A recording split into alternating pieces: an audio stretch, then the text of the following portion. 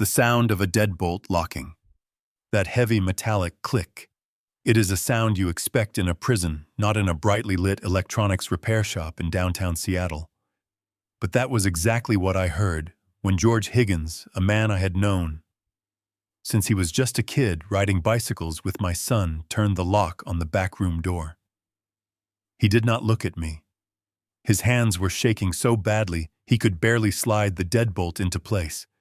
He grabbed me by the forearm and pulled me deeper into the cramped, windowless storage room that smelled of burnt rosin and stale coffee.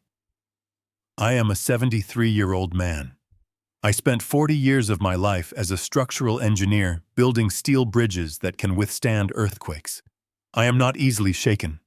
But when George leaned in close, his face pale and covered in a cold sweat, the whisper that left his lips made my blood run completely cold. He said, "Check the will, Uncle Rick. You are next." Let me pause right here. If you are watching this video right now, I need you to listen very carefully. Sometimes the people we build our entire lives around, the people we share our homes and our wealth with, are the very ones waiting for us to close our eyes so they can take everything. If you have ever felt that sting of betrayal from your own flesh and blood, please hit the subscribe button right now. Tell me in the comments what city or state you are watching from. It gives me strength to know I am not speaking into the void, and it helps this channel bring these important stories to light. Do not forget to like this video, because what I am about to tell you will make you question everything you thought you knew about family loyalty. I stood there in the dim light of the back room staring at George. I asked him what he was talking about. My wife Diane had passed away 6 months ago. The coroner said it was a sudden heart attack in the middle of the night, a tragic, unavoidable event for a woman her age. I had brought her glasses to George just an hour earlier. They were a pair of expensive tortoise-shell smart glasses I had bought for her last Christmas.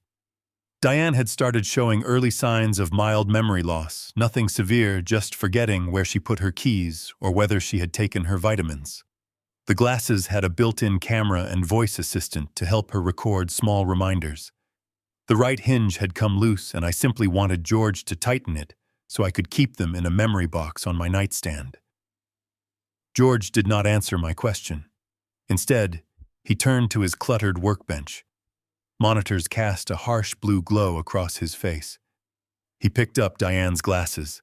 His hands were still trembling as he plugged a small black cable into the hidden port on the frame, connecting it directly to his main computer terminal.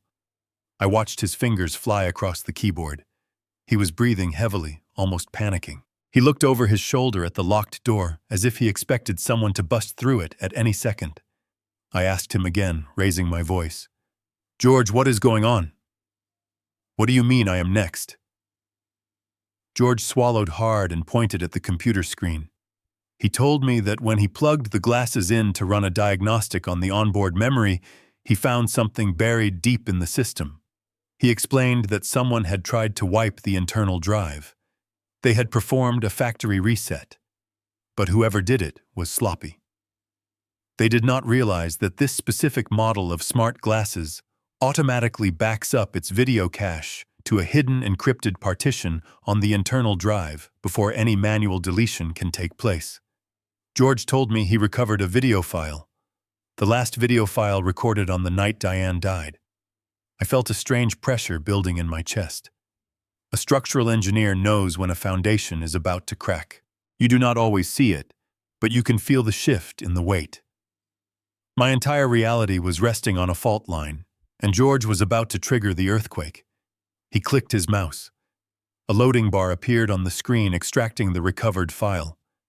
George turned to me, his eyes full of a profound, heartbreaking pity. He said, "Uncle Rick, somebody brought this exact pair of glasses into my shop 2 days after Aunt Diane died. They asked my assistant to completely wipe the memory. They paid in cash. My assistant did the standard wipe, but he did not clear the ghost partition. I only found it today because I ran a deep sector scan to check the battery health. Who brought them in?" I asked, my voice dropping to a low growl. George looked down at the floor. "It was Bradley," he whispered. Bradley. My son. My 42-year-old son. The boy I had carried on my shoulders. The boy I had sent to the best private schools in Seattle, paying for his fancy degree so he could become a hotshot venture capitalist. The boy who had stood beside me at Diane's funeral, crying into my shoulder, telling me we only had each other. Why would Bradley secretly try to wipe his mother's glasses? Before I could process the betrayal of that single fact, the video file finished loading. The screen went black for a brief second. Then the footage began to play. It was completely silent at first. The camera angle was tilted low to the ground. It took my brain a few seconds to understand what I was looking at. It was the first-person perspective from the glasses. They were on Diane's face. The view was looking up from the floor of our living room. I could see the pattern of our Persian rug. I could see the edge of the mahogany coffee table I had built with my own hands. And then I heard it. The sound of my wife gasping for air. It was a horrible, wet, desperate sound. The camera shook violently as she struggled on the floor. She was having the heart attack. My hands gripped the edge of George's workbench so hard my knuckles turned white. I wanted to look away, but I was paralyzed. I was watching the final agonizing moments of the woman I had loved for 40 years. But that was not the worst part. The worst part was what came into the frame next. 2 pairs of shoes stepped into the view of the camera. Expensive Italian leather loafers, and a pair of designer heels. The camera tilted slightly upward as Diane writhed on the floor. Standing over her, looking down with cold, emotionless expressions, were my son Bradley and his wife Monica. They were just standing there. They were not kneeling to help her. They were not holding her hand. They were not screaming for an ambulance. They were watching her die. The audio picked up a voice. It was Monica. Her tone was completely casual, as if she were discussing the weather. She looked at Bradley and said, "Let her go. Calling 911 now ruins the timeline." Bradley just nodded. He checked his watch. He literally looked at his watch while his mother choked on her last breaths at his feet. The video suddenly cut out. The screen went black. The silence in the back room of the tech shop was deafening. I could not breathe. I could not think. The steel pillars of my mind, the logic and reason I had relied on my entire life, completely collapsed. My son had murdered my wife, not with a weapon, but with cold, calculated apathy. He had watched her die to protect a timeline. What timeline? What plan? The words George whispered when he locked the door echoed in my ears like a siren. "Check the will. You are next." I had walked into that shop as a grieving widower, a retired engineer trying to hold on to a piece of plastic and glass to remember his wife. I walked out of that back room as a man who had nothing left to lose. I did not cry.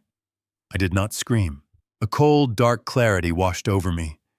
Bradley and Monica thought they were dealing with a clueless, heartbroken old man.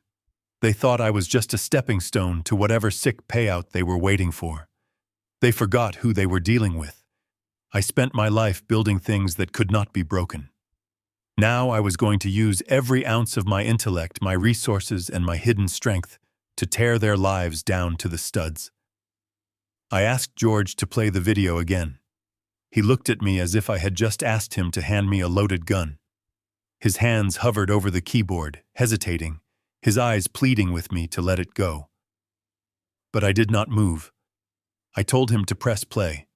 I needed to see it without the shock. I needed to watch it not as a grieving husband, but as a man examining a collapsed structure to find the exact point of failure. The screen flickered back to life. There it was again. The agonizing first-person view from Diane's glasses. The camera angle was low, capturing the intricate weaving of the Persian rug. That rug was an anniversary gift I bought her in Istanbul. Now it was her deathbed. The microphone picked up the horrific rattling sound of her lungs fighting for air.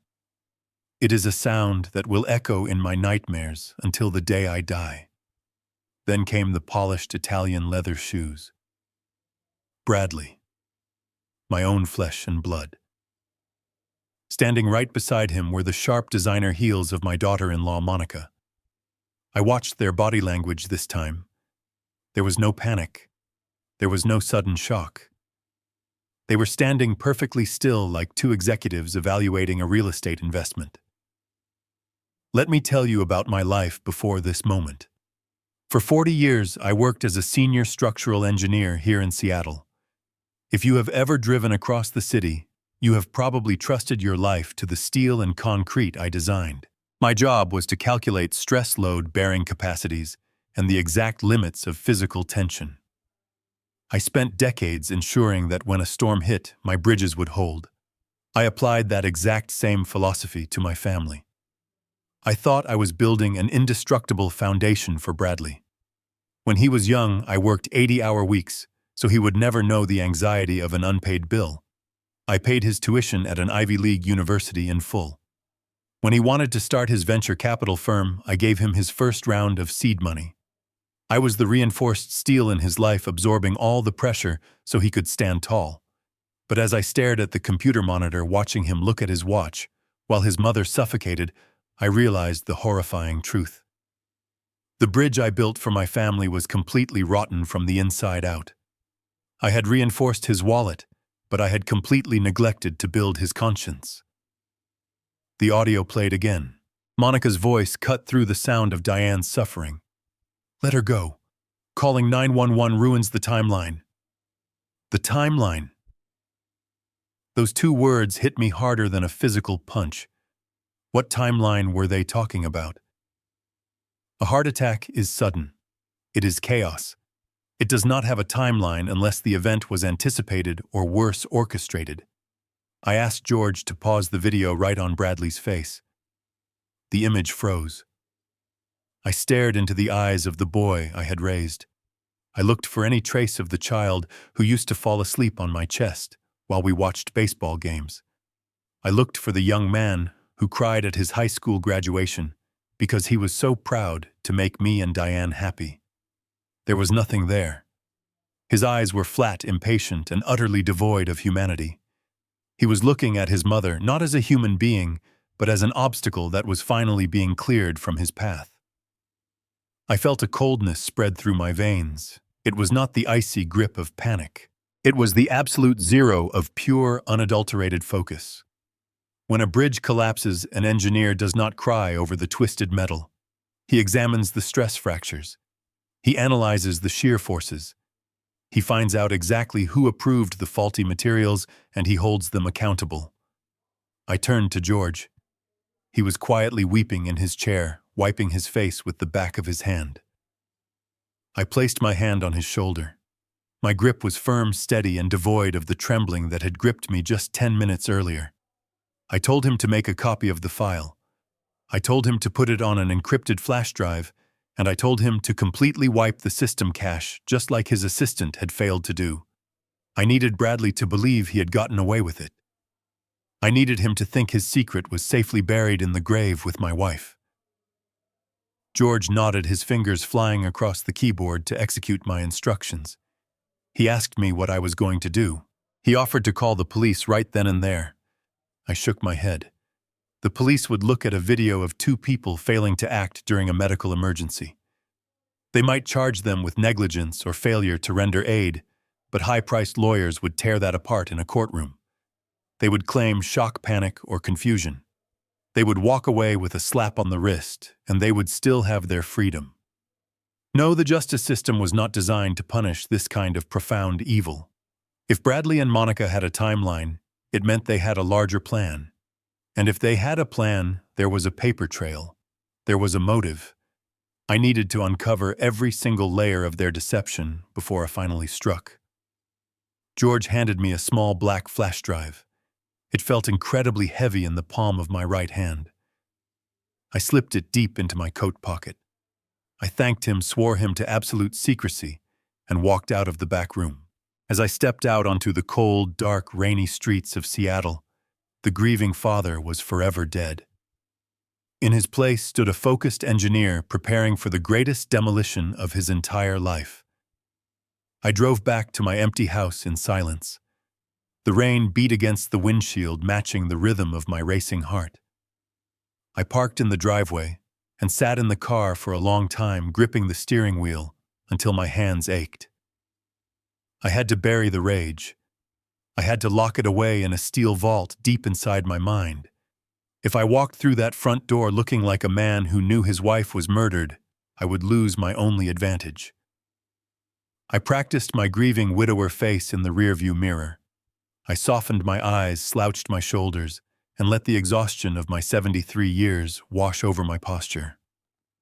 When I finally unlocked the front door, the silence of the hallway felt heavier than ever. But I was not alone for long. Less than 20 minutes after I hung up my wet coat, the doorbell rang. I looked through the peephole and felt a physical wave of nausea crash into my stomach. It was Bradley and Monica. They were standing on my porch, huddled under a large black umbrella, looking like a picture-perfect couple out of a magazine. Monica was holding a brown paper grocery bag.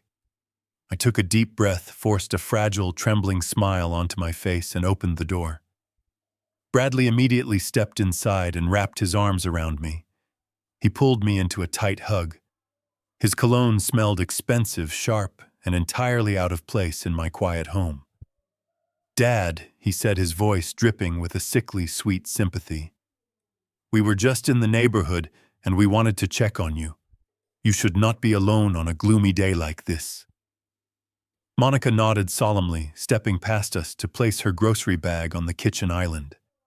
I thanked them, my voice intentionally raspy and weak. I walked slowly into the kitchen, dragging my feet just a little bit more than usual. Monica was already unpacking the bag. She pulled out a few containers of organic soup, some fresh fruit, and a large, expensive glass bottle of organic pomegranate juice. It was my favorite brand. The brand Diane used to buy for me every week to help with my blood pressure.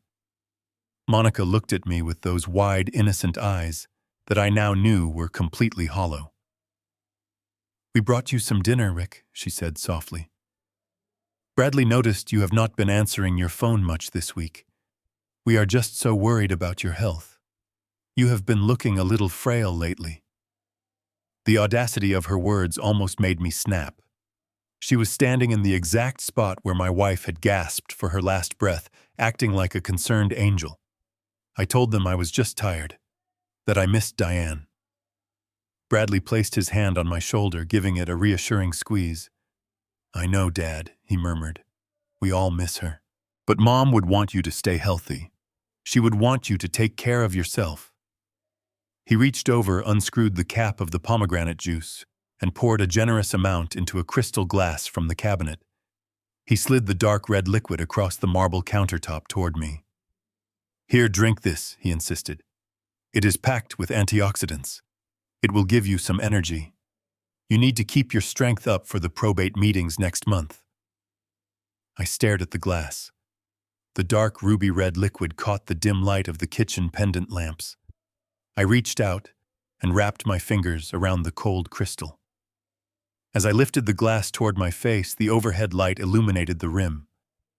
My background in structural engineering trained me to notice microscopic imperfections.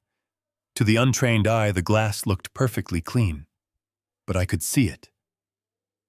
Just along the inner edge, right where my lips were meant to touch the crystal, there was a faint, powdery white residue. It was almost completely dissolved into the dark red juice, but not quite. The sediment was clinging to the microscopic ridges of the glass. My heart stopped. My gut instinct, honed by decades of survival in high-stakes construction, screamed at me. This was not a visit out of love. This was a calculated delivery. I did not know what that white powder was, but I knew with absolute certainty that it was part of their timeline. I brought the glass inches from my mouth. I paused. I looked up at Bradley. He was watching me intently. His casual posture was a complete lie. The muscles in his jaw were tight. His eyes were locked on the glass, tracking its movement toward my lips. Monica had stopped unpacking the groceries. She was standing perfectly still by the refrigerator, her gaze fixed on me. The silence in the kitchen stretched out, becoming thick and suffocating. They were waiting. They were holding their breath, waiting for me to swallow whatever poison they had crushed into my drink. I held the glass right under my nose. I could smell the tart, sweet scent of the pomegranate, masking whatever chemical was sitting on the rim. I smiled at my son. A slow, grateful, entirely fabricated smile. "You are right," I whispered, my voice thick with fake emotion. Diane always wanted me to take care of my heart, especially now that I am all alone in this big, empty house. I lowered the glass without taking a single sip and placed it gently back onto the cool marble counter. I appreciate the thoughtful gesture, but my stomach is feeling a little unsettled right now. I think I will save this juice for my dinner tonight, right after I have some of that hot organic soup you brought. The flash of sheer disappointment in Bradley's dark eyes was instant cold and absolutely terrifying. He quickly masked it with a nod, but the damage was done. I knew they were trying to kill me. They did not stay much longer after that. The conversation dried up quickly, replaced by an uncomfortable silence that filled the kitchen like a heavy fog. Bradley checked his watch, the exact same gesture he made while standing over his dying mother, and announced they had to get back to the city for a dinner reservation.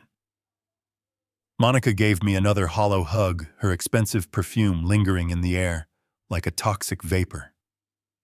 I stood perfectly still in the entryway until I heard his sports car roar to life and fade down the wet suburban street.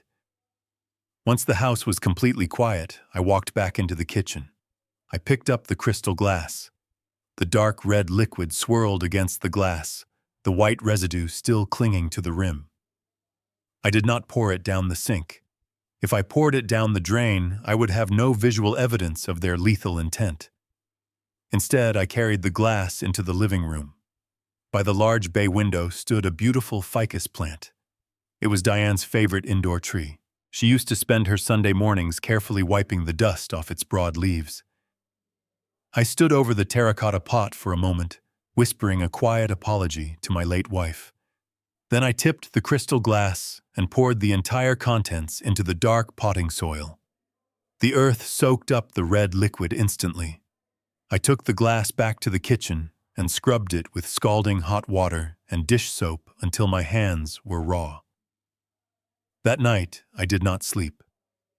I lay awake in the dark, listening to the rain drumming against the roof, running through every structural calculation of my life. I was trying to figure out where I had miscalculated so terribly with my son. By the time the first gray light of dawn crept through the bedroom blinds, I had no answers, only a cold, hardened resolve. I pushed myself out of bed, my joints aching with the damp weather and the sheer stress of the past 24 hours. I put on my robe and walked down the hallway toward the kitchen to make a pot of black coffee. As I passed through the living room, my eyes instinctively darted toward the bay window. I stopped dead in my tracks. The breath caught in my throat. The ficus plant, which had been vibrant and green just 12 hours earlier, was completely destroyed. The large, glossy leaves had curled inward, shriveling into brittle, blackened husks. Several of them had already fallen off, littering the hardwood floor like dead insects. I walked closer, my heart pounding a heavy rhythm against my ribs. The soil in the terracotta pot looked scorched, emitting a faint, acrid chemical smell that completely overpowered the natural scent of damp earth. Whatever powder they had crushed into my juice was devastatingly corrosive. It was designed to shut down a living organism fast. A cold sweat broke out across my forehead. If this substance could obliterate a healthy plant overnight, what would it have done to my 73-year-old stomach? What would it have done to my heart?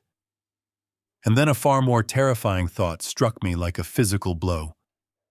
The juice was just an opportunity. It was a crime of convenience.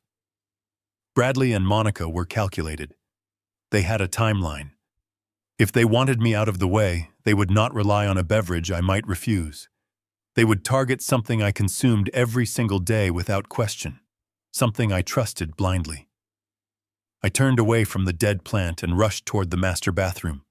My bare feet slapped against the cold tile floor. I threw open the medicine cabinet above the sink. My daily pill organizer sat on the glass shelf. Every morning I took a specific beta blocker to manage my blood pressure. It was a small, pale blue tablet. I popped open the compartment for Thursday and tipped the pills into the palm of my hand. At first glance, the pale blue pill looked completely normal, but I am an engineer. I pulled open the top drawer of my vanity and took out the illuminated magnifying glass I used for reading small blueprints. I turned on the LED light and held the lens over the blue tablet. Under the harsh magnified light, the deception was glaringly obvious. My prescribed beta blocker had a specific numeric code stamped across the center, and the edges were perfectly smooth. The pill sitting in my hand had no code. It was completely blank, and the edges were slightly chalky, as if manufactured in a different facility. It was not my heart medication. I quickly opened the original prescription bottle sitting in the back of the cabinet. It was completely filled with these counterfeit blank tablets. Someone had meticulously swapped out my life-saving medication. My mind raced back to the previous week, remembering when Monica had stopped by to use my restroom, while Bradley kept me distracted in the garden. She had the perfect opportunity to switch the bottles. I went to my computer, typed in the physical description of the fake pill into a medical database, and waited for the results. When the page loaded, the blood drained from my face. It was a heavy industrial-strength sedative, a highly restricted psychiatric drug used to sedate aggressive patients in mental health wards. If taken daily by an elderly man, it would not kill him immediately. Instead, it would drastically lower his heart rate, cause severe confusion, induce memory loss, and create the exact clinical presentation of rapid-onset dementia. They were not just trying to kill me. They were microdosing me into a state of total mental incompetence. They wanted me locked away in a psychiatric ward, completely incapable of managing my own estate. The sheer, unimaginable, and deeply calculated cruelty of their very sinister plan was absolutely suffocating to my tired, broken soul. I stood in the dark bathroom for a long time, staring at the bottle of heavy sedatives in my hand. The cold white tiles beneath my feet grounded me as the horrifying reality of my situation set in. Bradley and Monica were not just greedy. They were methodical. And if they were methodical enough to swap my daily medication with a psychiatric drug, I had to assume they were monitoring my every move. I walked back to my bedroom and picked up my smartphone. It suddenly felt like a tracking device, a digital spy sitting right inside my own home. I plugged the phone into the charger on my wooden nightstand, turned the volume up, and started playing an hour-long podcast about historical architecture. I left it there, projecting the illusion of a tired old man resting in bed. I went down to the basement and opened my old tool chest. Tucked beneath a pile of rusty wrenches was a prepaid burner phone I had purchased years ago for an out-of-country fishing trip. I powered it on. The battery was low, but it had enough juice for one crucial phone call. I dialed the private cell number of Jonathan Wright. Jonathan was not just my attorney. He was one of my oldest friends, the man who had drafted every legal document for my engineering firm over the last 3 decades. I did not explain anything over the phone. I simply told him it was an absolute emergency, a matter of life and death, and instructed him to meet me in 1 hour at the underground parking garage beneath the old Symphony Hall downtown. I did not take my car. Modern vehicles have too many computer systems, too many ways to be tracked by a tech-savvy hedge fund manager like my son. I put on my heavy raincoat, pulled a wool cap low over my face, and walked 4 blocks in the freezing rain to catch a city bus. The ride into downtown Seattle took 45 minutes. I sat in the very back watching the gray city blur past the rain-streaked windows, clutching a manila envelope containing the fake pills and the flash drive George had given me. When I finally descended the concrete stairs into the underground parking garage, the smell of damp exhaust fumes and old motor oil hit my lungs. It was a cavernous, dimly lit bunker. The fluorescent lights flickered erratically, casting long, distorted shadows across the wet pavement. The deafening echo of car tires screeching against the concrete provided the perfect acoustic cover for a private conversation. Nobody could eavesdrop down here. I walked past rows of parked vehicles until I saw Jonathan standing beside his silver sedan in the deepest corner of the third sublevel. He was wearing a tailored wool overcoat, shivering slightly in the damp cold, clutching a thick leather briefcase to his chest. When he saw me approach, his face contorted with deep concern. "Rick, my God, you look terrible," Jonathan said, stepping forward to shake my hand. "What in the world is going on? Why are we meeting in a freezing parking garage instead of my office?" I did not waste time with pleasantries. I reached into my pocket and handed him the small plastic bag containing the counterfeit pill. I told him what it was. I told him about the dead ficus plant, the white powder on the crystal glass of pomegranate juice, and the agonizing video file safely stored on the encrypted flash drive in my coat pocket. As I spoke, Jonathan's face went from pale to completely ashen. His professional composure shattered. He leaned back against the hood of his car, breathing heavily, taking off his glasses to rub his eyes. He stood there in absolute silence for a full minute, absorbing the magnitude of the evil I had just described. When he finally looked back up at me, his eyes were filled with a mixture of profound sorrow and absolute terror. He unlatched his leather briefcase with trembling fingers. "Rick," he said, his voice barely rising above the low hum of the garage ventilation system. "I have spent the last 3 days trying to figure out how to tell you this. I thought it was just a terrible misunderstanding.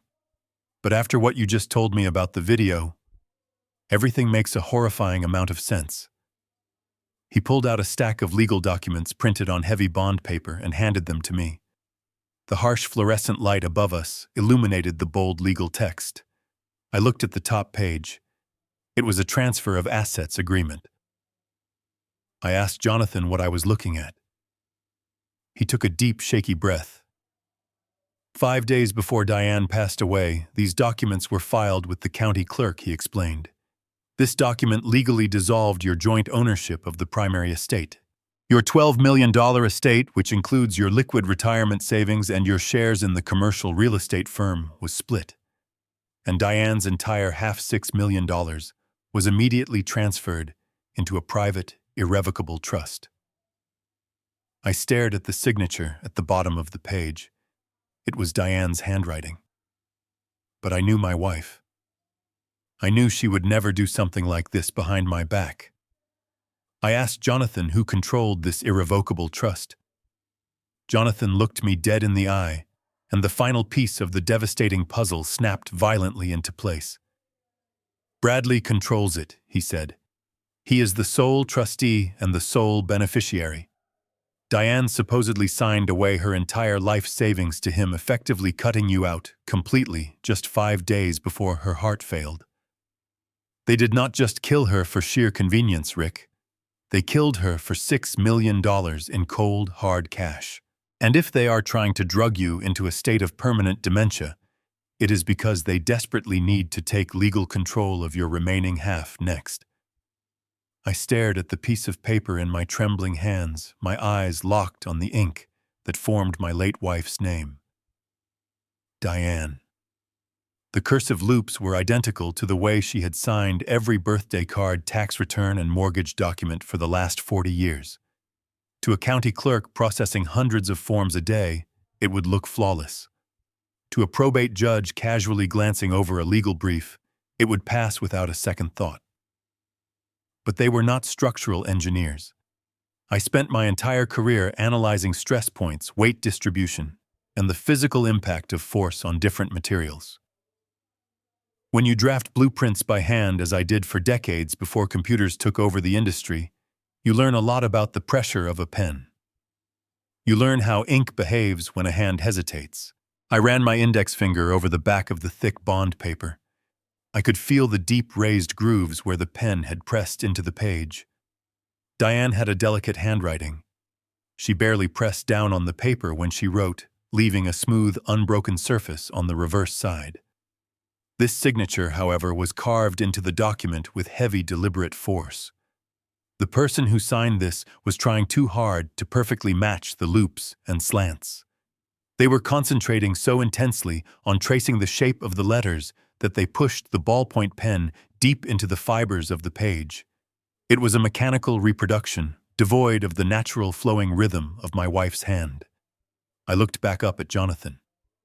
The air in the underground garage felt colder than before. I told him the signature was a forgery.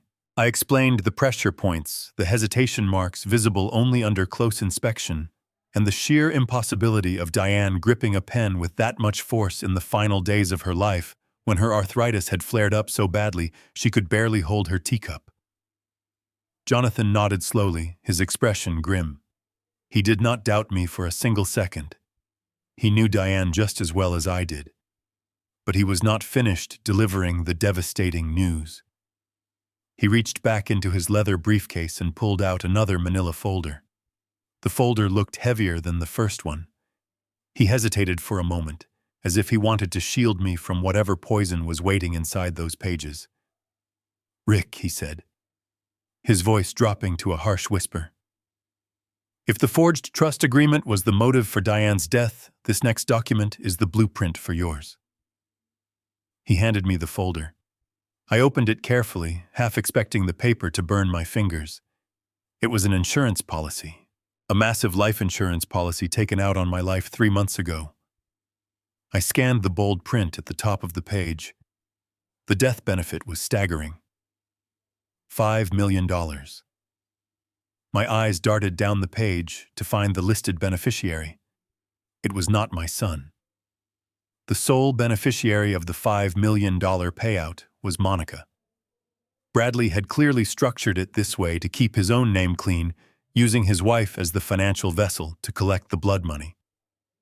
But the true horror of the document was not the amount or the beneficiary. It was the clauses buried deep in the fine print. I have dealt with insurance companies my entire professional life negotiating liability coverage for construction projects. I know how to read the fine print. Jonathan pointed a shaking finger at a highlighted paragraph near the bottom of the 3rd page. "Read the conditions of the payout," he instructed, his voice thick with disgust. I read the words aloud, my voice echoing slightly against the concrete pillars of the parking garage. The policy guarantees a full payout only in the event of death by natural causes or fatal accidental injury resulting directly from documented mental decline. I stopped reading. The words hung in the damp air like a death sentence. Suddenly, every single piece of their twisted, malicious puzzle locked together with terrifying precision. The counterfeit pills in my medicine cabinet, the heavy sedatives designed to destroy my cognitive function, the fake smiles and the organic pomegranate juice laced with corrosive powder. It all made perfect sense now. If they simply shot me or pushed me down a flight of stairs, the police would investigate. The insurance company would launch a fraud inquiry, and the payout would be frozen indefinitely. But if a 73-year-old man suffering from rapid-onset dementia accidentally wandered out into the freezing Seattle rain and died of exposure, no one would ask any questions. If an old man whose mind had been chemically erased by stolen psychiatric drugs accidentally slipped in his bathtub or drove his car into a concrete embankment, it would be ruled a tragic but natural consequence of his mental decline. The insurance company would write the $5 million check without batting an eye. Monica would deposit the money, Bradley would pay off his debts, and they would live happily ever after in the luxury home I helped them buy, built on the graves of my wife and myself.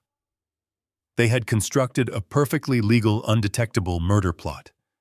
It was a masterpiece of financial and medical manipulation. I closed the manila folder and handed it back to Jonathan. The trembling in my own hands had stopped. The crushing weight of the betrayal was still there, sitting heavy on my chest, but it was no longer paralyzing me. It was fueling me. I asked Jonathan what their next move was going to be. If they were drugging me to fake a mental decline, they needed to make that decline legally official before they could stage the fatal accident.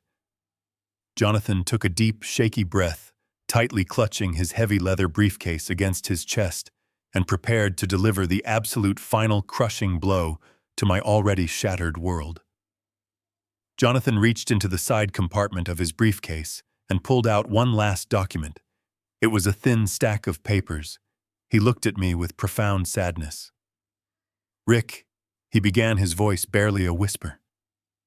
This is the mechanism they will use to trigger the insurance policy. This was filed yesterday morning with the King County Superior Court. It is a formal petition for an emergency conservatorship. I frowned, the legal term echoing in my mind. A conservatorship. I knew what it meant, but hearing it applied to my own life felt surreal. I asked him to explain what Bradley was claiming. Jonathan looked down at the paper. Bradley submitted an affidavit backed by a preliminary medical statement claiming you are suffering from severe Alzheimer's disease. He is telling the court you are a danger to yourself, incapable of managing your finances, and lack the cognitive ability to make medical decisions. The sheer audacity of the lie took my breath away. Bradley was using the disease I feared for Diane as a weapon against me. But Jonathan was not finished. He stepped closer, his expression hardening with urgency. Rick, you need to understand the gravity of this petition. If the judge grants this conservatorship, you will legally cease to exist as an independent adult. You will be stripped of your rights. You will not be allowed to drive. You will not be allowed to vote. You will not be able to withdraw a single dollar from your bank accounts, and you cannot choose your doctor. Jonathan paused to let the reality sink in. Bradley will have absolute authority over every aspect of your existence, he continued. He can lock you in a psychiatric facility against your will. He can force you to take those heavy sedatives under the guise of medical treatment. He can isolate you so no one can hear you scream. They scheduled the emergency hearing in exactly 14 days. 2 weeks, Rick. That is the ticking clock. In 14 days, Bradley walks into that courtroom and erases your freedom. A heavy silence fell between us. The damp air of the garage felt suffocating. For a brief, terrifying moment, the image of a sterile psychiatric ward flashed in my mind. I pictured myself trapped in a small room, drugged, unable to speak, waiting for the fatal accident that Monica's insurance policy required. It was a fate worse than a quick death. It was a prolonged torture designed to strip away my dignity before discarding my body. Jonathan gripped my shoulder. His hand was trembling. Rick, we have to act right now, he pleaded. We need to get you out of that house immediately. I can arrange a secure hotel for you under an assumed name.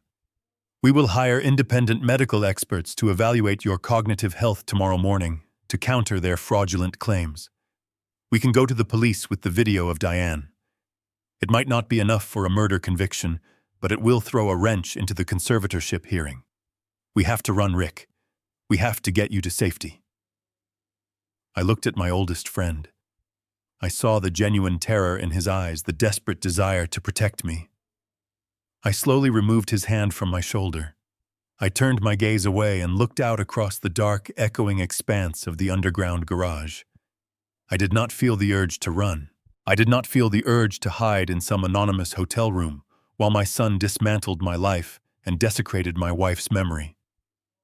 The fear that had gripped me earlier was gone, replaced by a cold, calculating fury. I stood up perfectly straight, letting my 73 years command the space between us.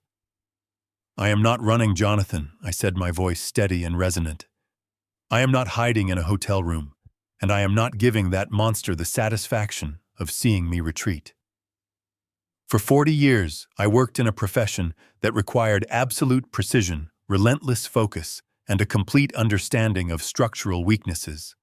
I built skyscrapers, Jonathan. I laid the foundations for towers that touch the clouds.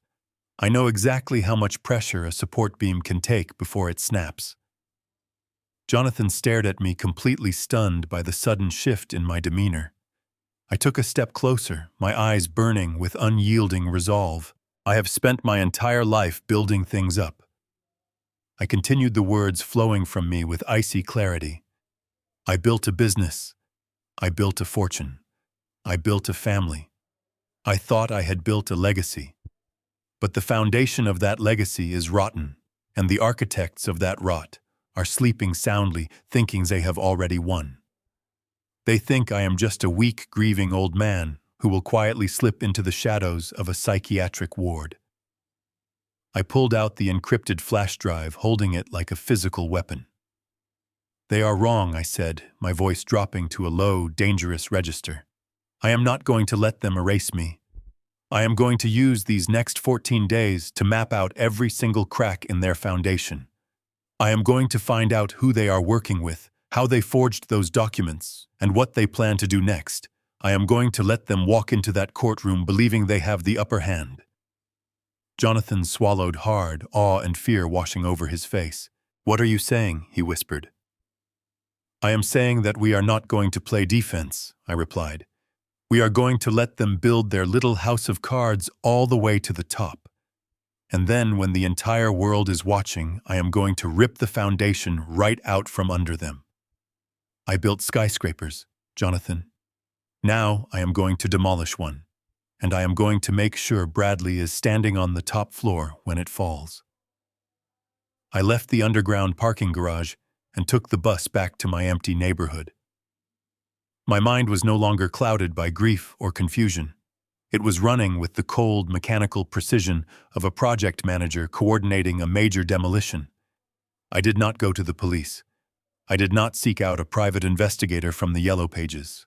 I needed someone who operated entirely outside the boundaries of the law, someone who could turn my home into an invisible fortress without leaving a single paper trail. Through a contact I had made years ago during a corporate espionage dispute at my engineering firm, I reached out to an underground cybersecurity expert. He went by the name Elias.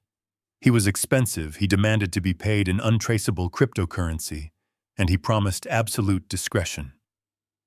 I told him to meet me at my house at 2 a.m. Bradley and Monica believed I was dutifully taking my nightly sedatives. They thought I was currently lying in my bed, lost in a chemically induced fog, entirely unaware of my surroundings. They were completely wrong.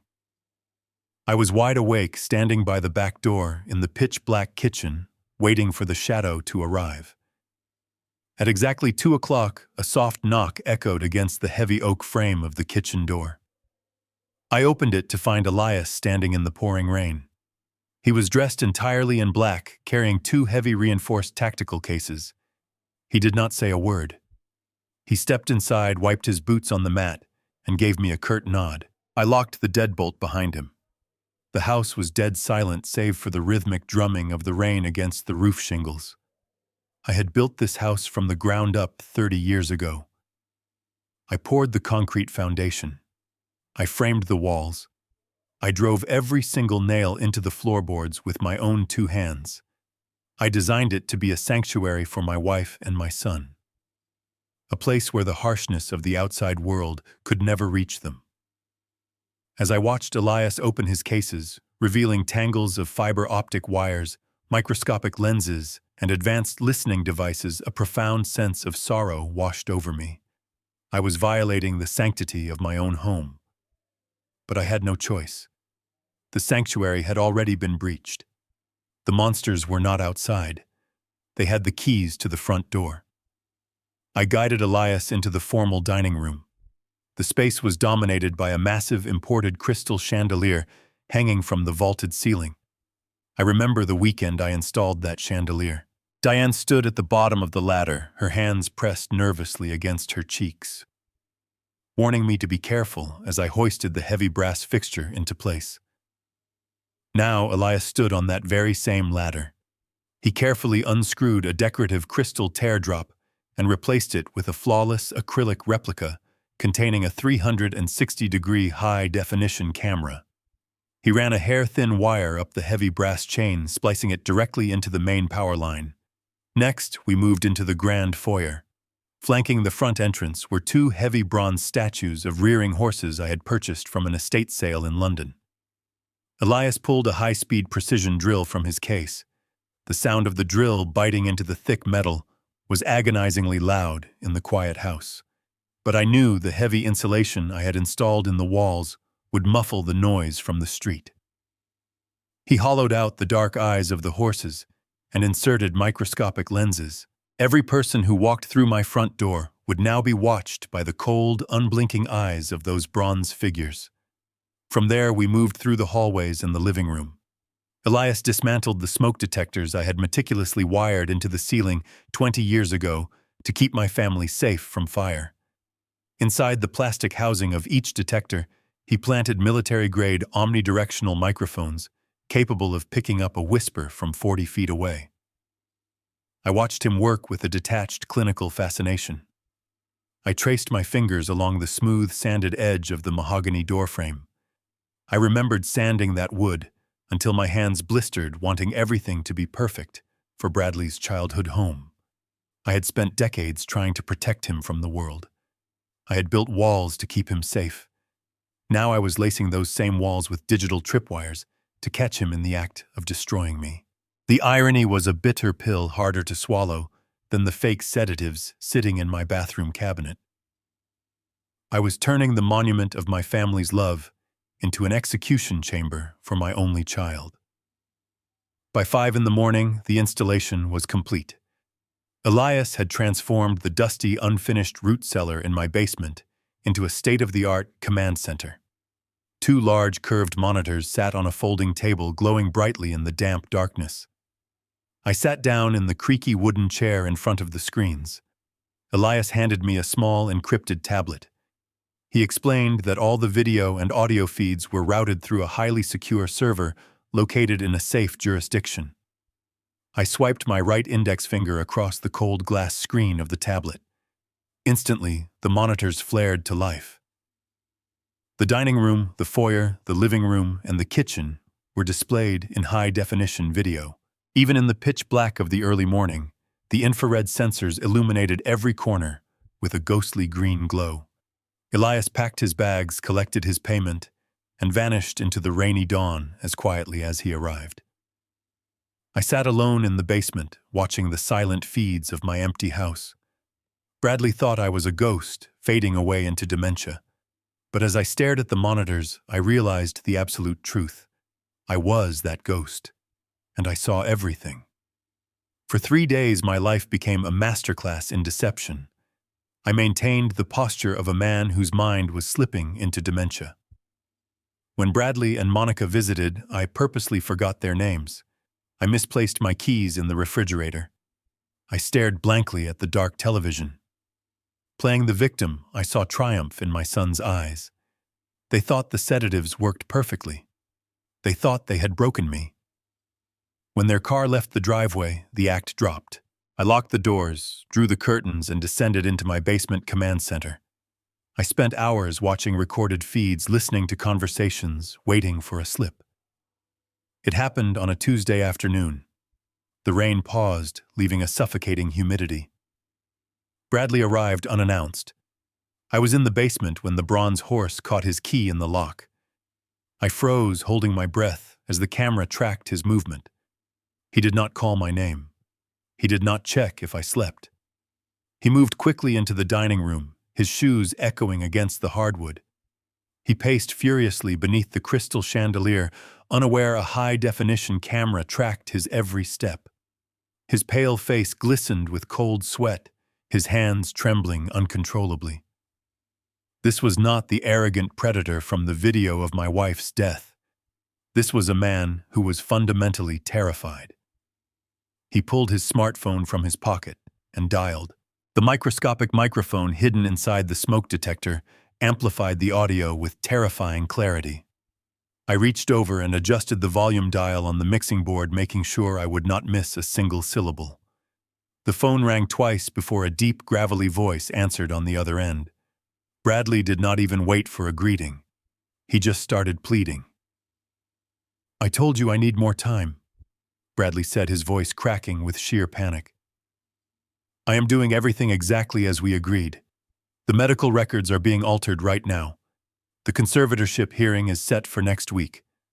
Once the judge signs the order, the life insurance policy becomes fully actionable." The man on the phone let out a slow, menacing laugh. The sound chilled me to the bone. "We do not care about your court dates, Bradley," the voice replied with chilling indifference. "You owe the outfit $8 million. You promised us the first installment last month, and you came up short. Your little hedge fund is a complete crater. You lost our money playing high-stakes games you did not understand. Now the bill is entirely due." Bradley stopped pacing. He leaned against the heavy oak dining table, running a shaking hand through his hair. "I know," he whispered frantically. "I know I messed up the fund. But I fixed the first half of the problem, did I not? I got you the $6 million from my mother's trust. I did what had to be done. It was not easy, but I handled it. Give me a little credit for that." The blood drained entirely from my face. My heart hammered against my ribs like a sledgehammer. He was admitting it. He was confessing to his own mother's murder over an open cellular line to a loan shark. He had killed Diane to liquidate her $6 million share of our estate, using it to pay down a massive debt to a Chicago crime syndicate. But $6 million was not $8 million. He was still $2 million short, and the mafia was not known for their forgiveness. That is exactly why they had taken out the $5 million insurance policy on my life. The voice on the phone cut through Bradley's desperate excuses. "We do not give credit for partial payments," the man sneered. "You still owe us $2 million plus interest, and our patience is completely gone. You have exactly 30 days, Bradley. 30 days from today. If the rest of the money is not in our offshore account by the end of the month, we are not going to bother calling you again. We will just send someone to your lovely home in Lincoln Park, and we will take it out of your hide. Do you understand me?" Bradley was practically hyperventilating now. "Yes," he gasped. "Yes, I understand. I will have the money. My old man is fading fast. The sedatives are doing their job. He will have an accident soon, a tragic fall or something, and the policy will pay out $5 million. You will get every single penny I owe you. Just please call off your guys. Give me the 30 days. The line went dead. Bradley collapsed into one of the dining room chairs, dropping his phone onto the table. He buried his face in his hands and let out a long, ragged sob. I sat in the darkness of the basement, staring at the monitor. The sheer magnitude of his betrayal washed over me like a tidal wave of shattered glass. My son was not just a greedy, entitled child waiting for an inheritance. He was a desperate, cornered animal. His hedge fund had collapsed under the weight of his own profound arrogance, and he had borrowed money from the worst people imaginable to cover his tracks. He had sacrificed his own mother to save his own skin. And now I was the final pawn in his pathetic game of survival. If I died, he lived. It was that simple. The 30-day deadline hung in the air, a ticking time bomb attached directly to my chest. But as I watched him weeping over his own miserable fate, I realized that Bradley had made one catastrophic miscalculation. He thought he was playing the game against a helpless, dementia-ridden old man. He did not know he was actually playing against a structural engineer who had just mapped out every single stress fracture in his miserable, collapsing life. He had 30 days to kill me. But I only needed 14 days to bury him forever. The next morning, the doorbell chimed, shattering the silence. I was already awake, having spent the night reviewing the audio file from my basement command center. I walked slowly up the stairs, shuffling my feet and slumping my shoulders, slipping back into the role of the frail old man. When I opened the door, Bradley was standing on the porch, holding a box of expensive pastries. If I had not seen him practically hyperventilating with terror just yesterday on the hidden cameras, I would have thought he was the most put-together man in Seattle. His dark suit was immaculately tailored. His hair was perfectly styled against the morning wind. He wore a calm, reassuring smile, but knowing what I now knew, I could easily see the subtle, desperate cracks in his facade. The dark circles under his eyes were heavily concealed by cosmetic makeup. There was a slight, nervous twitch in his jaw. The desperate energy was vibrating just beneath his skin like bridge cables strained to the absolute breaking point. He stepped inside and kissed my cheek, a Judas kiss if there ever was one, and guided me gently toward the kitchen. He made a fresh pot of coffee and beautifully plated the pastries on a silver tray, talking enthusiastically about the weather and his supposed financial successes at work. I sat quietly at the marble kitchen island, offering slow, confused nods, playing my part to absolute perfection. After pouring me a hot cup of black coffee, he pulled up a tall stool and gently took my hand. His skin felt unnaturally cold and clammy against mine. "Dad," he began, his voice taking on a soft, theatrical tone of deep mourning. "Next Saturday would have been your and Mom's 45th wedding anniversary. I know how hard these milestones are, especially the very first one without her here with us. I have been thinking about it a lot, and Monica and I want to do something truly special to honor her wonderful memory. We want to host a grand anniversary memorial party right here at the house." He gestured broadly around the room, painting a picture of an elegant evening. A celebration of her life with all our friends, extended family, and the people who respected her most. "We will handle all the catering and the decorations. You will not have to lift a finger. We just want to fill this empty house with love and support for you." I stared down at the dark reflection in my coffee mug, purposely forcing a slight pathetic tremor into my hands. To anyone else looking at this scene, it would sound like the ultimate gesture of a loving son trying to bring comfort to his grieving father. But I was an engineer, and I immediately began looking for the hidden structural flaw in his generous proposal. Why host it here in my house instead of a rented banquet hall? Why next Saturday, just 3 days before the scheduled emergency conservatorship hearing? I looked up at him with vacant eyes and asked who he was planning to invite. Bradley smiled, clearly relieved that I was not putting up a stubborn fight. "Oh, just a wonderful group of people," he said smoothly, taking a sip of his coffee. "Some of your old senior colleagues from the engineering firm, the core board members from the charity Mom loved so much, and a few of my close professional associates from the city. For example, Judge Harrison will be attending. He is a good friend of my firm, and he always admired Mom's philanthropic work. He specifically asked if he could come pay his respects." Judge Harrison. The name hit my ears like a devastating physical blow, though I did not let a single muscle in my face betray my horrifying realization. Jonathan had warned me just 2 days ago in the underground garage.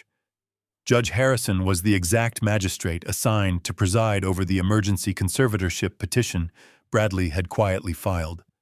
The scattered puzzle pieces snapped together with terrifying, brilliant clarity. This was not a loving memorial. This was a carefully orchestrated theater production, and I was intended to be the tragic star attraction.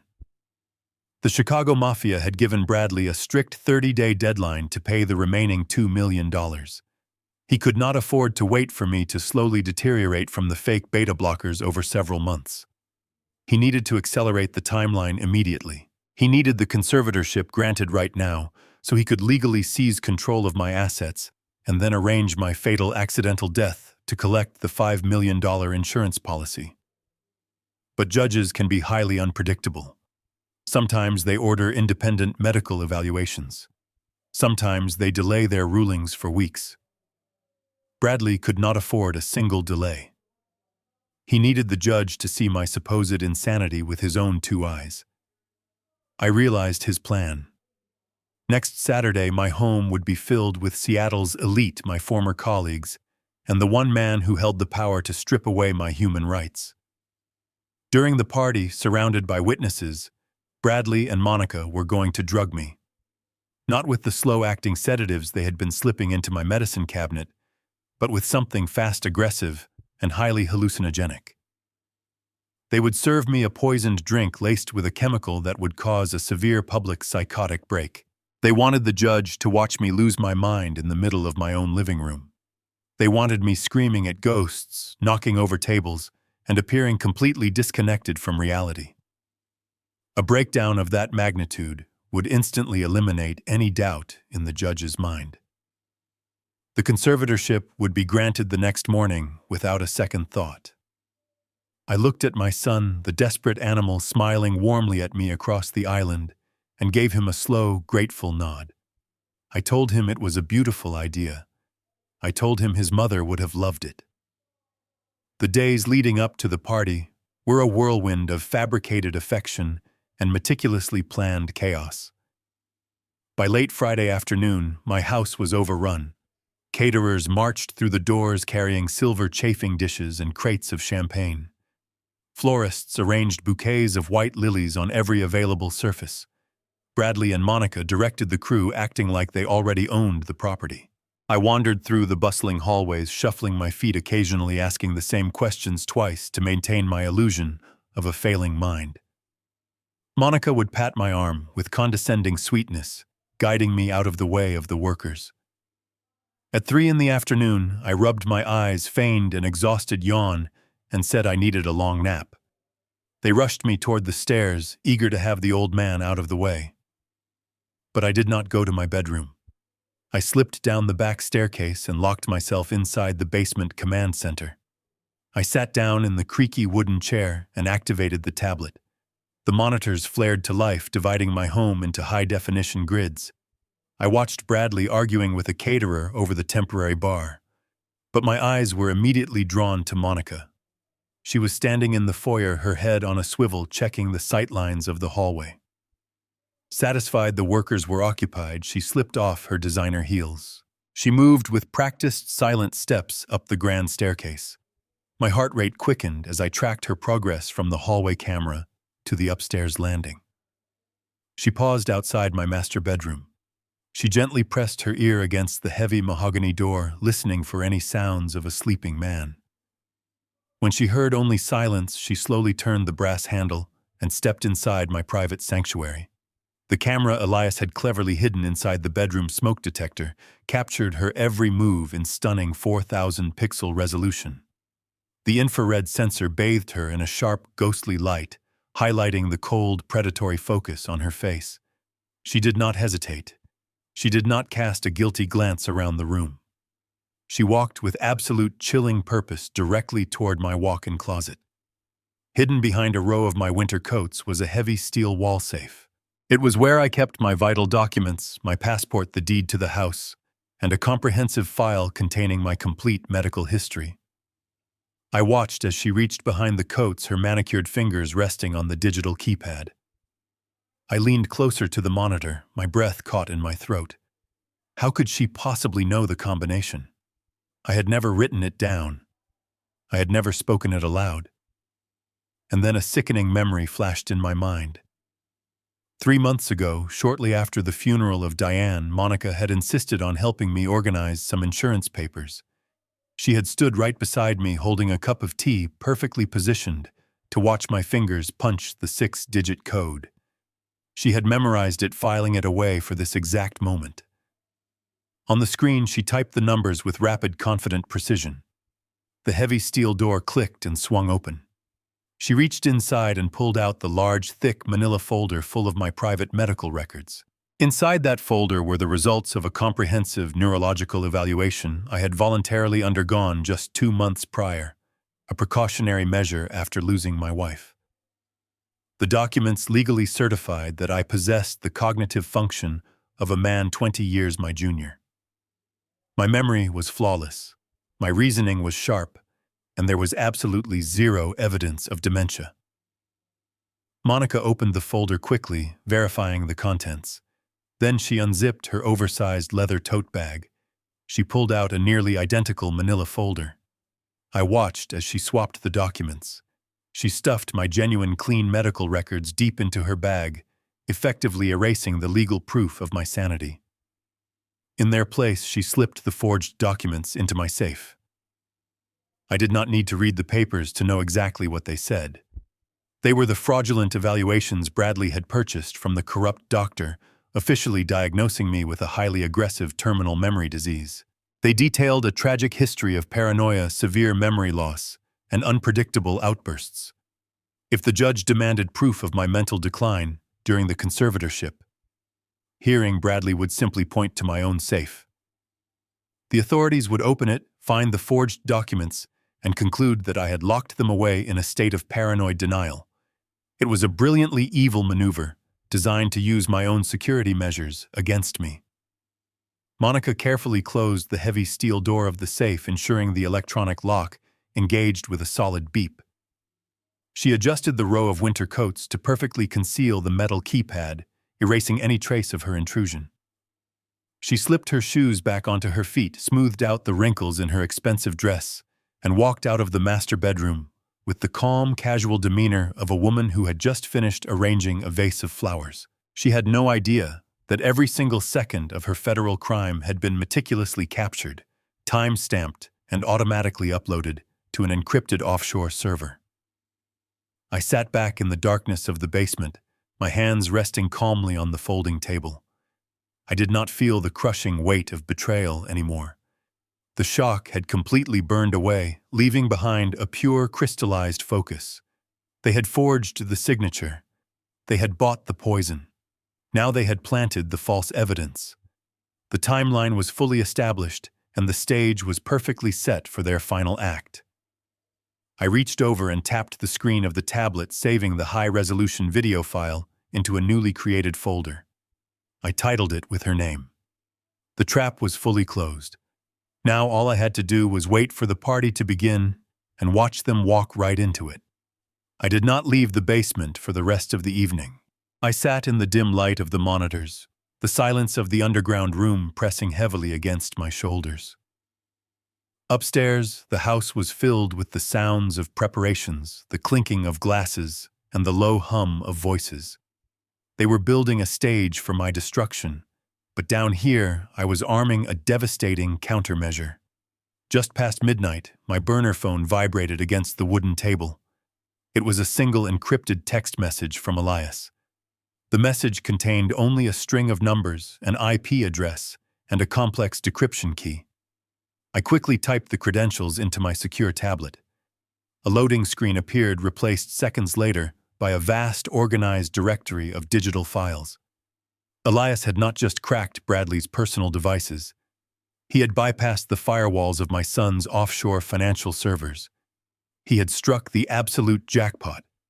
I opened the first folder labeled with the name of a shell corporation registered in the Cayman Islands. My eyes scanned the lines of code and text, translating the complex financial jargon into a horrifyingly clear narrative. Bradley had been running a massive Ponzi scheme through his venture capital firm, and when the market turned, he had desperately sought liquidity from the worst possible source. I clicked on a subfolder containing months of archived email correspondence. These were not the polished professional emails of a successful hedge fund manager. They were frantic, desperate messages sent over a heavily encrypted network to a server located in downtown Chicago. I read through the exchanges, feeling a cold knot tighten in my stomach. The syndicate did not use names, only numerical designations, but their intent was brutally clear. They had loaned Bradley $8 million to cover his catastrophic trading losses under the strict condition of an extortionate interest rate and a rigid repayment schedule. When Bradley missed his first major deadline, the tone of the emails shifted from professional threats to explicit promises of violence. One email dated just 3 weeks before Diane passed away explicitly detailed what they would do to Monica if the money was not delivered. The terror in Bradley's responses was palpable. He begged for more time. He promised them a massive influx of capital. He outlined his plan to liquidate a substantial family asset to cover the initial $6 million. Reading his words, I realized he had bargained his mother's life to buy himself a temporary pardon. He had traded her existence for a brief reprieve from the monsters he had invited into his life. But the most damning evidence was not in the emails. It was in the ledgers. I opened a massive spreadsheet tracking offshore wire transfers. My eyes followed the rows of numbers tracing the flow of illicit funds across international borders. I found the transfer of $6 million, the exact amount stolen from Diane's trust, routed directly into the syndicate's holding account just 2 days after her funeral. But right beneath that transaction was another wire transfer. This one was much smaller, exactly $250,000 sent from Bradley's personal offshore account to a private bank in Switzerland. I traced the routing number, matching it to an encrypted invoice Elias had managed to intercept. The invoice was billed to a consulting firm owned by a local Seattle physician. I stared at the name on the screen. Dr. Aris Thorne. It was the exact same doctor who had arrived at our house the night Diane died.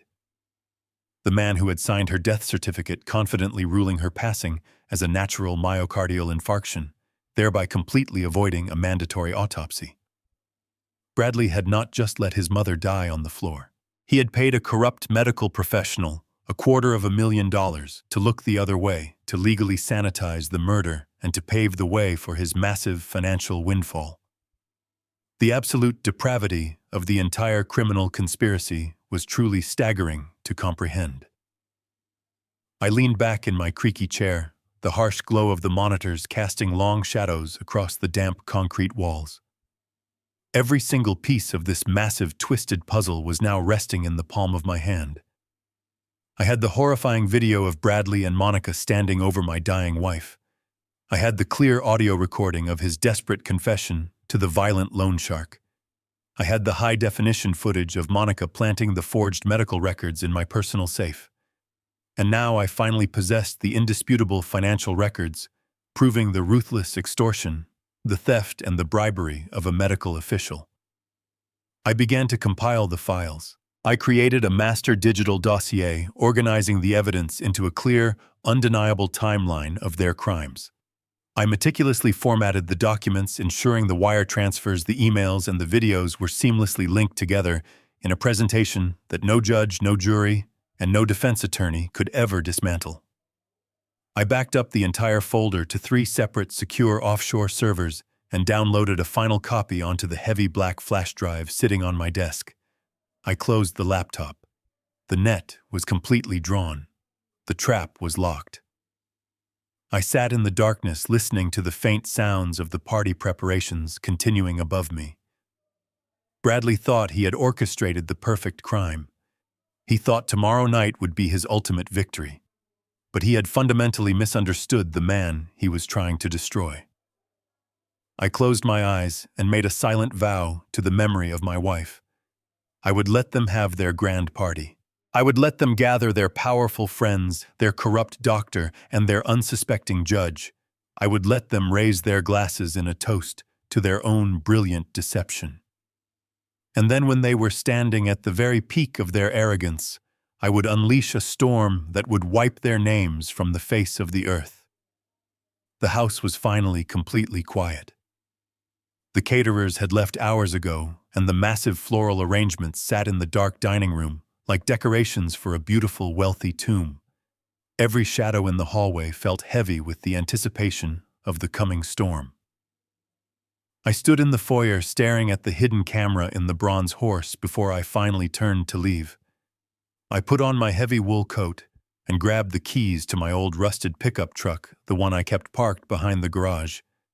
I did not take my daily driver. I needed to move through the city unseen, a ghost slipping through the heavy Seattle fog. The silent drive to the cemetery took exactly 20 minutes. The rain had stopped leaving behind a thick, suffocating mist that clung to the streetlights and rolled across the wet pavement. I pulled through the wrought iron gates of the memorial park. The grounds were completely deserted. The only sound was the crunch of my heavy boots against the damp gravel path as I made my way toward the eastern slope. I found her headstone easily. Even in the dark, my internal compass always pointed toward Diane. I stood at the foot of her grave looking down at the smooth granite slab. The street lamp near the perimeter wall cast a faint pale light across the carved letters of her name. I did not drop to my knees. I did not weep. I had shed all my tears in the weeks following her funeral, when I still believed her heart had simply given out. The man standing over her grave tonight was entirely empty of sorrow. I was filled only with a cold, absolute resolve. I spoke to her not out loud, but in the quiet sanctuary of my own mind. I told her everything I had uncovered. I laid out the horrible truth of her final moments, the staggering depth of our son's betrayal, and the meticulously planned trap I had constructed in our basement. I asked her for forgiveness, not for what I was about to do to Bradley, but for my profound failure as a father. For 40 years, I believed that providing for my family was the ultimate expression of love. I built a financial fortress around them. I gave Bradley every conceivable advantage. I paid for his mistakes. I shielded him from the consequences of his arrogance, and I paved a perfectly smooth road for his ambitions. I thought I was being a good father, but as a structural engineer, I should have known the fundamental law of materials. Steel only becomes strong when it is subjected to intense heat and immense pressure. If you shelter a material from all friction, it becomes brittle. It looks solid on the surface, but the moment it bears any real weight, it shatters. I had raised a brittle man. I had created a monster of entitlement and cowardice, a creature who loved money more than he loved the woman who gave him life. And now that monster was coming to devour me. The fog rolled over the grass, brushing against the ankles of my boots. I thought about the first time I held Bradley in the delivery room. He was so small, so entirely dependent on me. I had promised the universe that I would protect him from every danger in the world. I never imagined that one day he would become the danger. The philosophy of fatherhood is a strange, agonizing burden. We are biologically wired to preserve our offspring at all costs. To turn against your own flesh and blood feels like a violation of the natural order. It goes against every instinct stitched into my DNA. But true morality is not bound by genetics. Blood makes you related, but it does not excuse murder. Blood does not grant you the right to watch your mother suffocate on a living room rug while you check your watch. I realized standing there that justice and family were no longer compatible. To serve one, I had to completely obliterate the other. If I let Bradley walk away, if I just handed him the money and faded into the background, I would be an accomplice to Diane's murder. I would be validating his evil. I could not allow that. I had to become the very consequence I had shielded him from his entire life. I crouched down and pressed my bare hand against the cold, wet granite of her headstone. It felt solid, permanent, unyielding. I made her a promise. I promised her that her death would not be the foundation of his wealth. I promised her that the corrupt doctor who signed away her truth would lose everything he valued. I promised her that the judge who was supposed to strip away my freedom would instead be the witness to my son's absolute destruction. The weight of this vow settled onto my shoulders, heavy but incredibly grounding. I was no longer a grieving widower or a confused, frightened old man hiding in the shadows. I was the deliberate architect of a terrible, righteous retribution. I slowly stood back up and quietly looked out at the dark horizon. The city of Seattle glowed faintly through the mist, a sprawling network of concrete, steel, and fragile human lives. Somewhere out there, Bradley was probably sleeping soundly, dreaming of his imminent salvation. He had no idea that the ground beneath his feet was already gone. I turned away from the grave and walked back down the gravel path toward my truck. The freezing cold night air filled my lungs, feeling incredibly sharp and deeply invigorating. Tomorrow night, my beautiful house would be full of bright light, loud music, and laughter. Tomorrow night, the elites of the city would gather to toast a lie. And tomorrow night, I would burn their entire wicked empire down to the ground, leaving nothing behind but the absolute undeniable truth for everyone to see. Saturday evening arrived, wrapping the city of Seattle in a cold, relentless downpour that forced the valet drivers to sprint back and forth across my long, circular driveway. I stood alone on the upper landing of the grand staircase, watching the heavy oak front doors open and close. Each time the brass hinges swung, a new cluster of high society stepped into the warm, brilliantly lit foyer. Women in expensive silk dresses and men in tailored evening jackets handed their dripping umbrellas to the waiting staff. A professional string quartet played a soft, melancholy classical piece in the corner of the expansive living room, perfectly setting the somber, respectful tone my son had requested. It was a masterfully directed stage play, complete with expensive catered appetizers and top-shelf liquor. Everyone in the room believed they were attending a beautiful, tragic memorial to honor the memory of my late wife. But as I looked down at the growing sea of faces from my vantage point on the stairs, I did not see grieving friends paying their respects. I saw the unwitting audience for an execution. I adjusted the stiff cuffs of my dark suit, forcing my hands to adopt that familiar pathetic tremor, and began my incredibly slow descent into the belly of the beast. Bradley was already actively working the center of the room, playing his part to absolute perfection. He held a half-empty glass of scotch in one hand, using his free hand to pat the shoulders of older, wealthier men.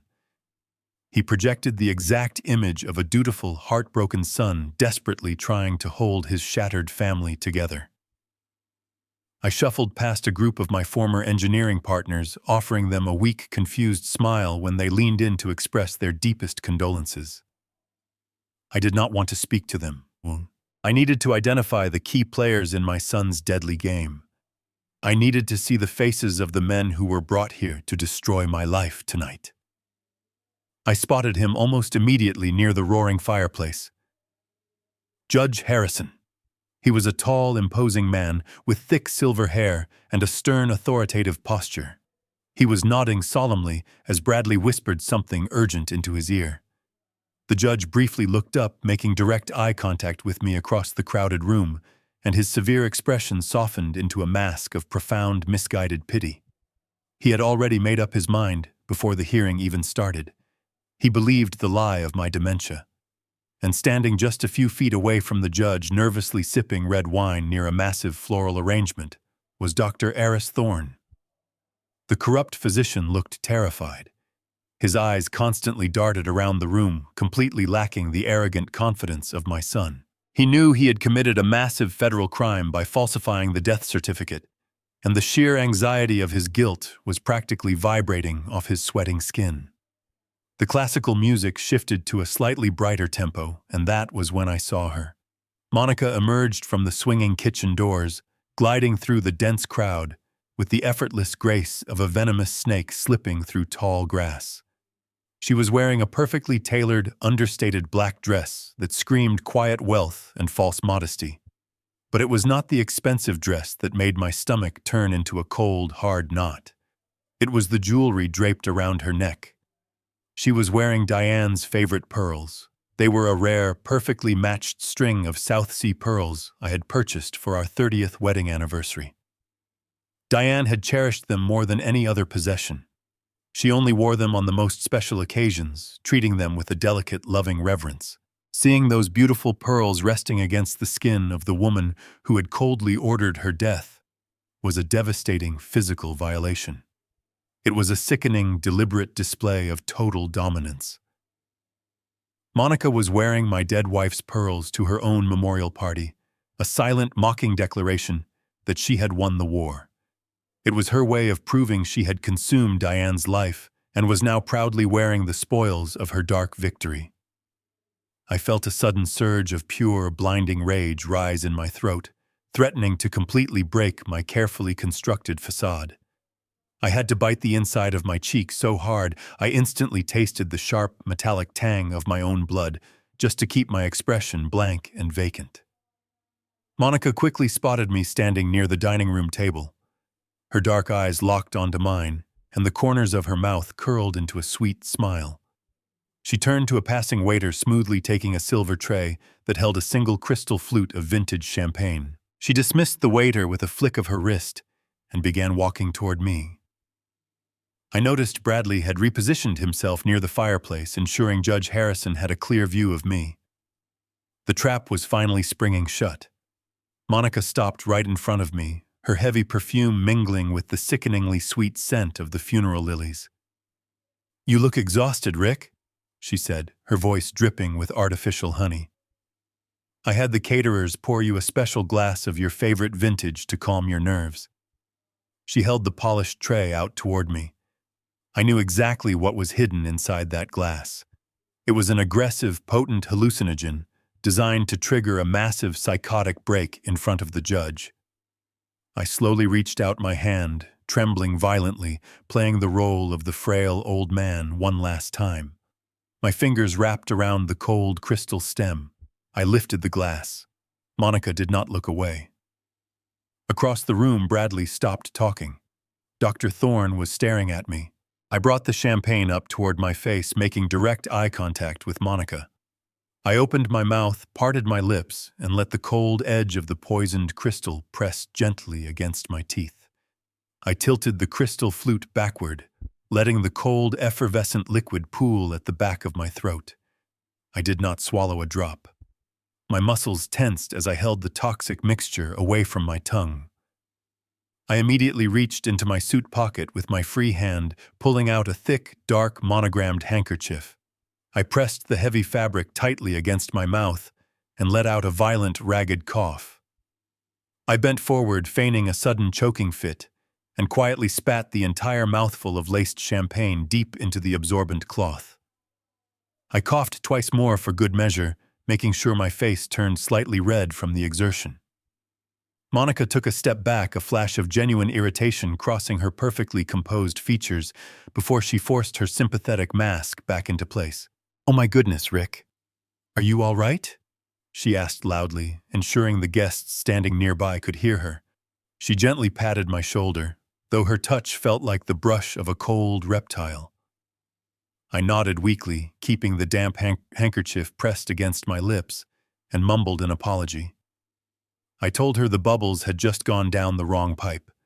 She smiled, her eyes gleaming with dark satisfaction, and smoothly took the half-empty glass from my trembling hand. She walked away, convinced the chemical payload was coursing through my bloodstream. I gave the hallucinogen time to take effect. I spent the next 20 minutes sitting quietly in a leather armchair near the piano, staring blankly at the roaring fire. I slowed my breathing, letting my posture sag, completely projecting the image of a man whose mind was unraveling. I could feel the eyes of the room drifting toward me. The murmurs and polite laughter continued, but the atmosphere was shifting. Bradley had spent the last hour quietly planting seeds of doubt among the guests, whispering tragic updates about my mental decline. When the time felt right, I began the performance of my life. I pushed myself out of the armchair, intentionally stumbling forward, my knees buckling just enough to cause a mild commotion. A former colleague from the firm rushed over to steady me. I looked at him with unfocused eyes. I called him by the wrong name. I asked him why we were standing in the middle of a train station. The man's face fell, replaced by a look of heartbreaking pity. I slurred my words, dragging my syllables out, allowing my voice to crack and tremble. I pulled away from his supportive grip and began wandering through the crowded living room. Every step I took was carefully calculated to look disconnected from reality. I brushed past the string quartet, accidentally knocking a sheet of music off the cellist's stand, and did not pause to apologize. I muttered nonsensical phrases under my breath, my eyes darting toward the corners of the ceiling as if I were tracking invisible phantoms. The polite conversations around me began to falter, replaced by uncomfortable silence and hushed whispers. People stepped out of my way, their expressions a mixture of deep sorrow and discomfort. I caught sight of Dr. Thorne standing near the hallway. He was watching my every move with clinical detachment, occasionally nodding to himself, mentally preparing to testify that he had witnessed this psychotic episode firsthand. I lumbered toward the dining room, where a large buffet of catered appetizers was displayed on a long mahogany table. I reached out with a shaking hand and picked up an expensive porcelain plate. I stood there for a long moment, staring down at the empty white surface of the plate, my mouth slightly open, my eyes vacant. The room had grown quiet. Dozens of eyes were locked onto the tragic spectacle of the structural engineer losing his mind in the middle of his own home. I let my fingers go limp. The porcelain plate slipped from my grasp and crashed against the hardwood floor. The violent sound of shattering ceramic echoed like a gunshot through the silent house. Shards of white porcelain scattered across the polished wood, sliding over the edges of the Persian rug. Several guests gasped in shock. I did not look down at the broken mess. Instead, I brought my hands up to my head, gripping my gray hair, and let out a low whimper. I backed away from the table, my eyes wide with manufactured terror, scanning the crowd as if I did not recognize a single being in the room. Bradley was at my side in an instant. He pushed through the crowd of frozen guests, his face twisted into a mask of agonizing concern. He grabbed my shoulders, pulling me away from the broken plate, his voice loud and steady. "Dad, it is okay, I am here," he said, projecting his fake empathy to the back of the room. He wrapped his arms around me, holding me tight, playing the role of the devoted son, shielding his broken father from public humiliation. I buried my face in his shoulder, whimpering and trembling, fully committing to the illusion of mental collapse. I let my head loll slightly to the side, peering over Bradley's shoulder, to look across the crowded living room. Standing near the stone fireplace, Judge Harrison was watching the scene unfold, with a grave, sorrowful expression. As I watched, Bradley subtly turned his head. He made eye contact with the judge. My son gave a slow, devastating nod. It was the nod of a man confirming an unspeakable tragedy. Judge Harrison closed his eyes for a brief second and returned the nod, silently acknowledging the heartbreaking truth of Bradley's petition. The trap had sprung. The performance had worked flawlessly. The entire room, including the magistrate who held the power to end my freedom, was completely convinced that my mind was gone. My son believed he had won. He believed I was finished. He had absolutely no idea that the curtain was about to rise on the final act of his life. Bradley gently guided me toward a plush velvet armchair near the grand piano. He lowered me into the seat with exaggerated care, patting my knee as if I were a frightened toddler. I let my head rest against the high back of the chair, my eyes half closed, panting softly, as if the simple act of walking had completely drained my spirit. The room was suffocatingly silent. Nobody spoke. The only sound was the faint rhythmic drumming of the rain against the large bay windows. Bradley stood up slowly, wiping a perfectly timed, non-existent tear from the corner of his eye. He smoothed the lapels of his expensive dark suit, took a deep breath, and walked toward the center of the living room. He signaled to the string quartet, who immediately lowered their instruments. Bradley tapped a silver spoon gently against the side of a crystal glass. The sharp, clear chime rang out, demanding the absolute attention of every single person in the room. "Thank you all for being here tonight." Bradley began, his voice echoing softly through the microphone he pulled from his jacket.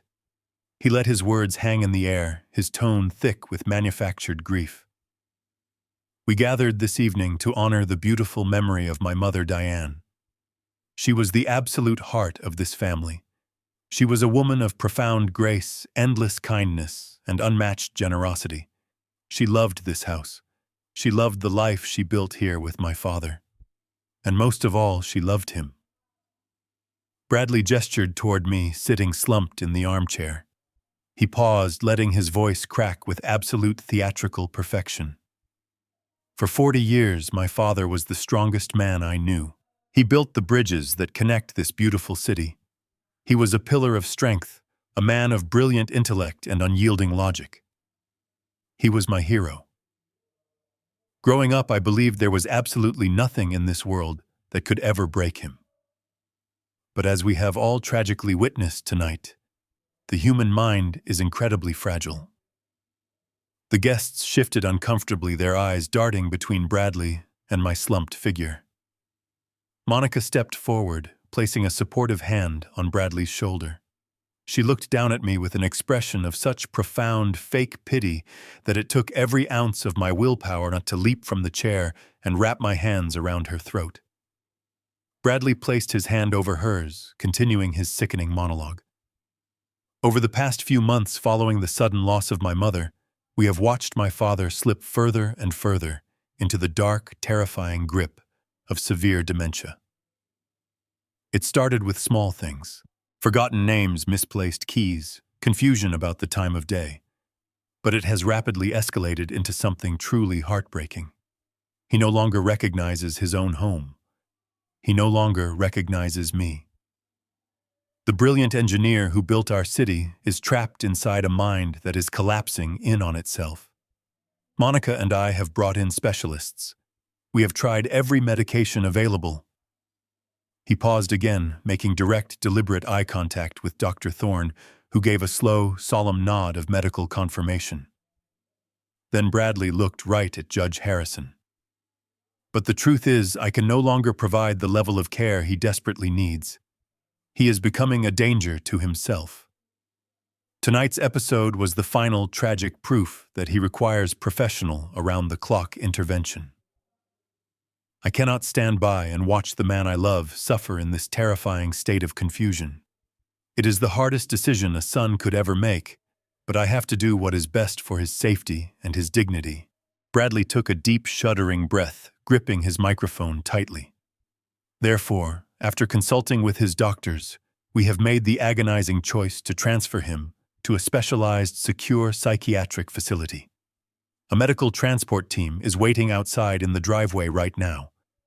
They are here to take him tonight, so he can begin receiving the constant care he requires. A collective murmur of shock and sympathy rippled through the crowded living room.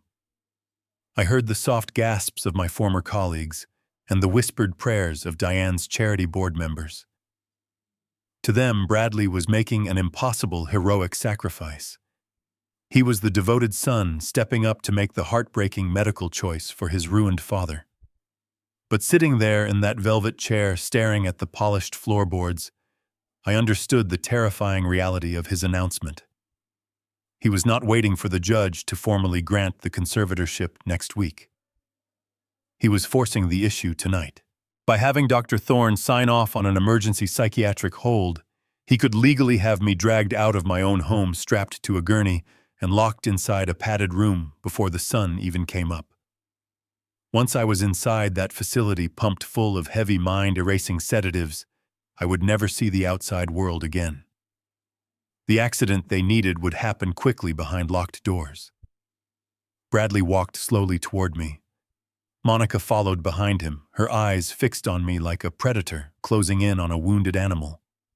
Two large men in white medical uniforms appeared in the archway of the grand foyer, holding a folded wheelchair. The guests parted for them, stepping back with sad, sympathetic faces.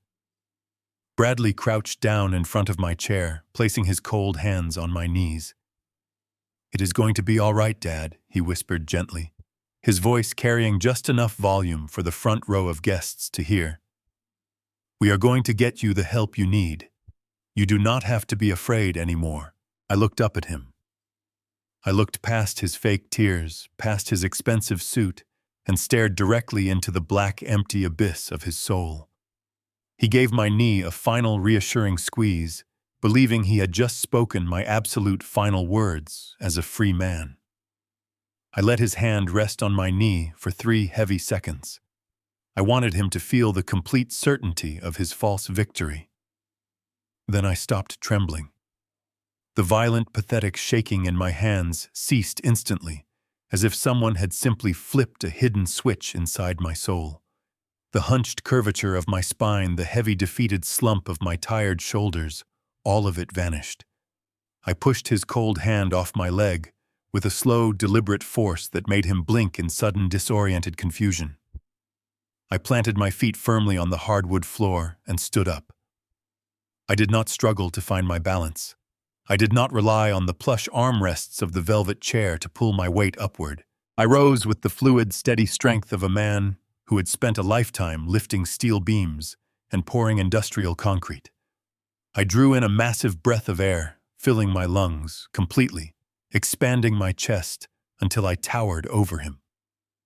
Bradley stumbled backward, his carefully constructed mask of sympathetic sorrow faltering for the very first time all evening. He looked up at me, his eyes widening in pure, unfiltered shock, desperately trying to comprehend the physical resurrection happening right in front of him.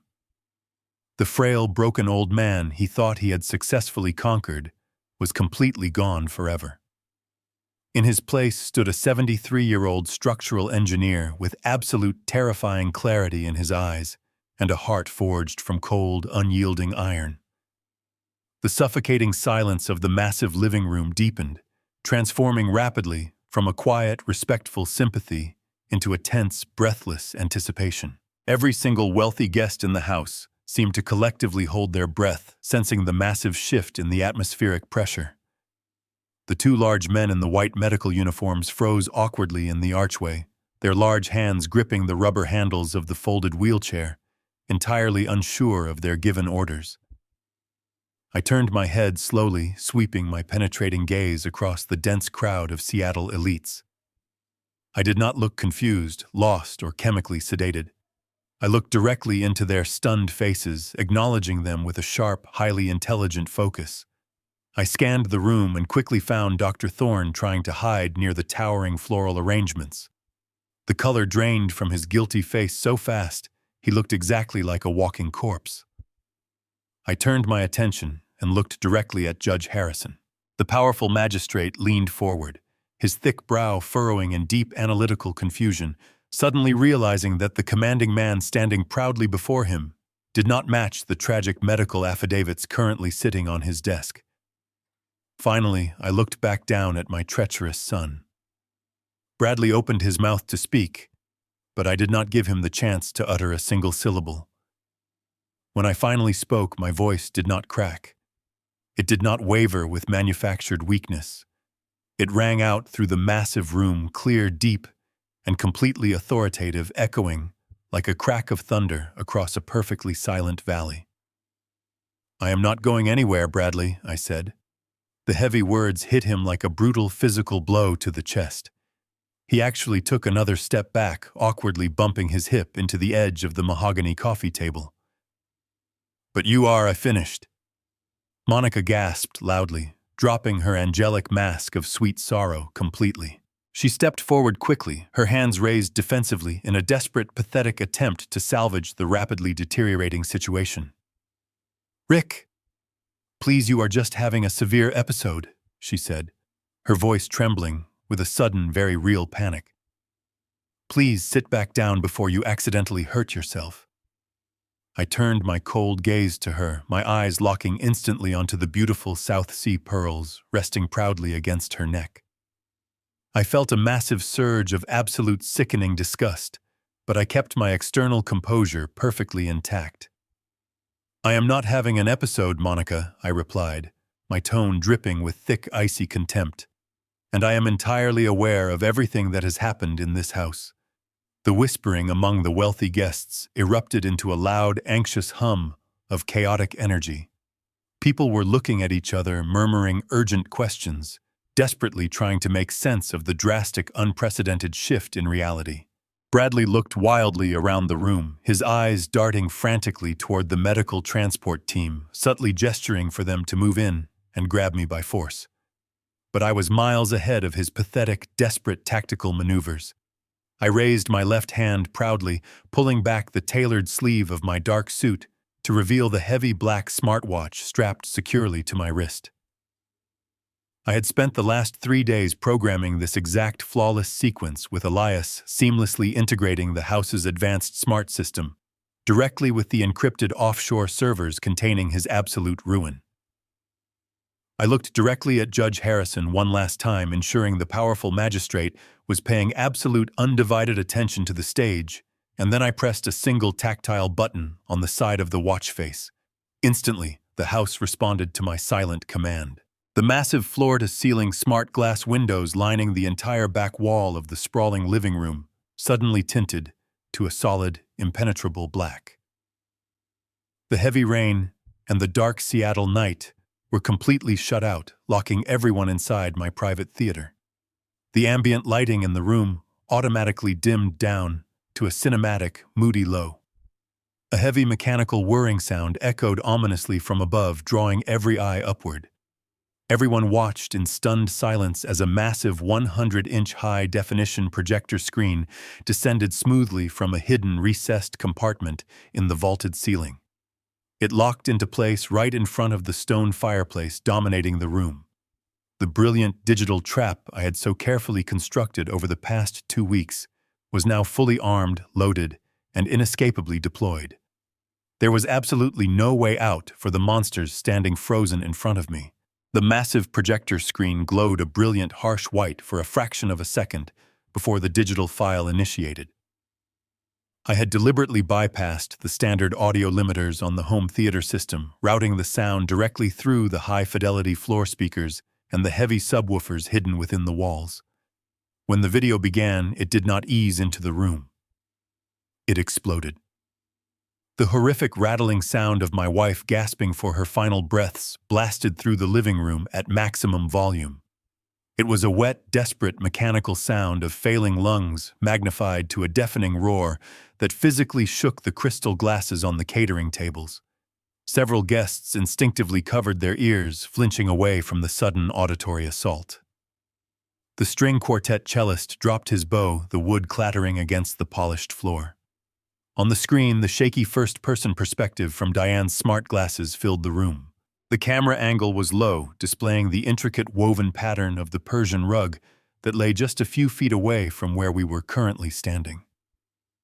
The confusion on the faces of the Seattle elites lasted only for a few agonizing seconds. As the terrifying realization of what they were actually watching began to set in, the polite murmurs of high society morphed into sharp gasps of pure, unadulterated horror. They were watching a woman die. They were watching the beloved philanthropist they had come to mourn fighting a losing battle for her life on the floor of her own home.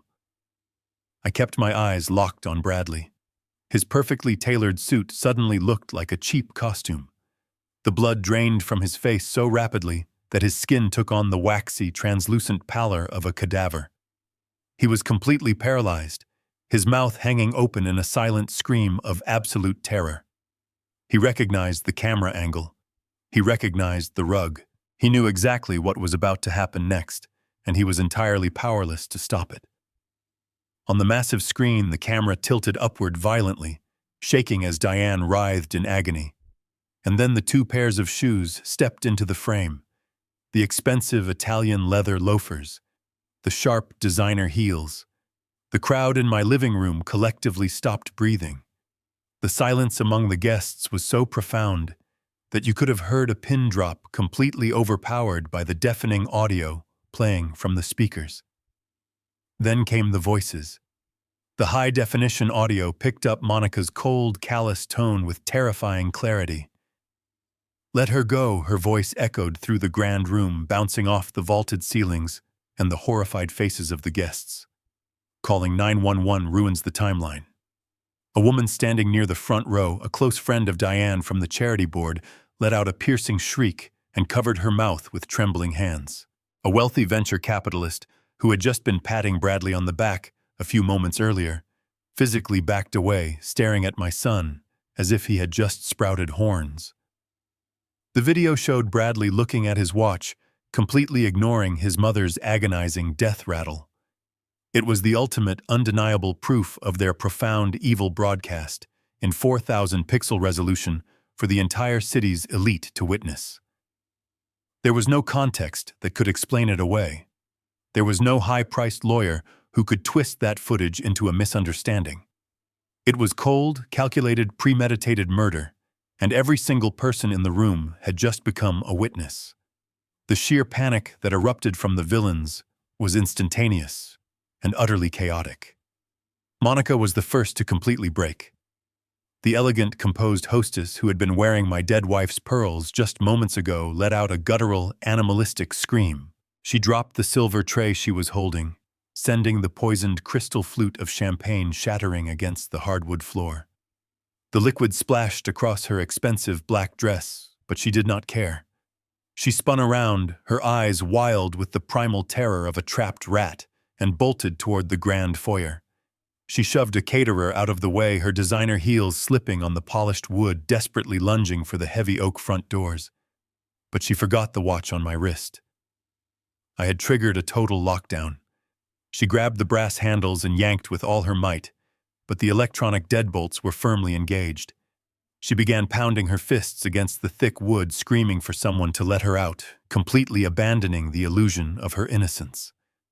While Monica threw herself against the reinforced doors, Dr. Thorne made his own desperate bid for freedom. The corrupt physician, realizing that his entire life was about to be destroyed by a federal investigation, tried to slip away unnoticed. He abandoned his glass of wine and quickly moved toward the back hallway, intending to escape through the kitchen service entrance. I watched him scurry like a cockroach fleeing the light. He pushed through the swinging doors, but I had already sealed that exit as well. A moment later, I saw him reappear in the archway, his face shining with a cold sweat, his chest heaving with panic.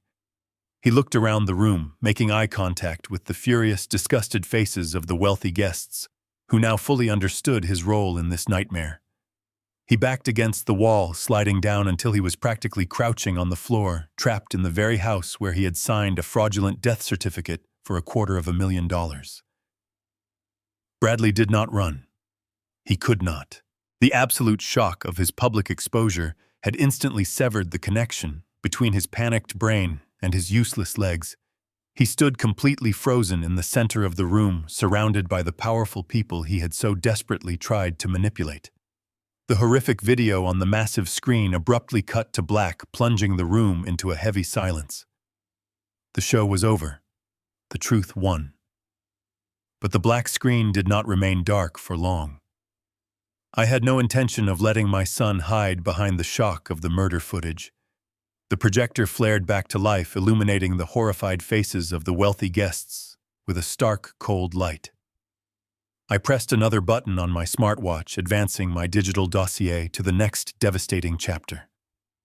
A series of highly encrypted emails appeared on the massive screen.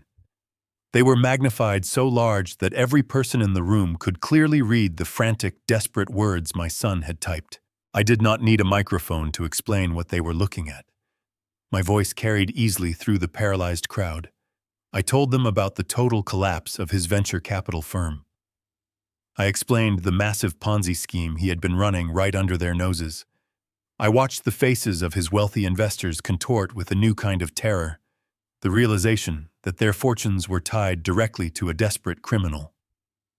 The projected emails detailed the $8 million debt he owed to a brutal Chicago crime syndicate. They saw the violent threats. They saw his pathetic begging. They saw the exact calculated timeline that forced him to sacrifice his own mother to buy himself 30 days of miserable survival. The murmurs of the crowd grew into a rising tide of furious outrage, but I was still not finished. I swiped my finger across the tablet interface, and the emails were instantly replaced by his offshore bank ledgers. Row after row of illicit wire transfers filled the entire screen. I highlighted the massive $6 million transaction. The money stolen directly from Diane's private trust routed instantly to the Mafia's holding account just 2 days after we buried her. And right below that massive sum, I displayed the $250,000 payout. I read the routing number aloud, tracing it directly to the private consulting firm owned by Dr. Eris Thorne. Every eye in the living room immediately snapped toward the dark hallway, where the corrupt physician was cowering against the wall. He raised his hands in a weak, trembling gesture of surrender, completely unable to utter a single word in his own defense. The undeniable paper trail was projected brilliantly behind me, a glowing monument to their collective greed and staggering depravity. The false narrative of my dementia was completely obliterated, replaced by a meticulously documented criminal conspiracy. From the back of the room near the grand piano, a familiar figure stepped out of the shadows.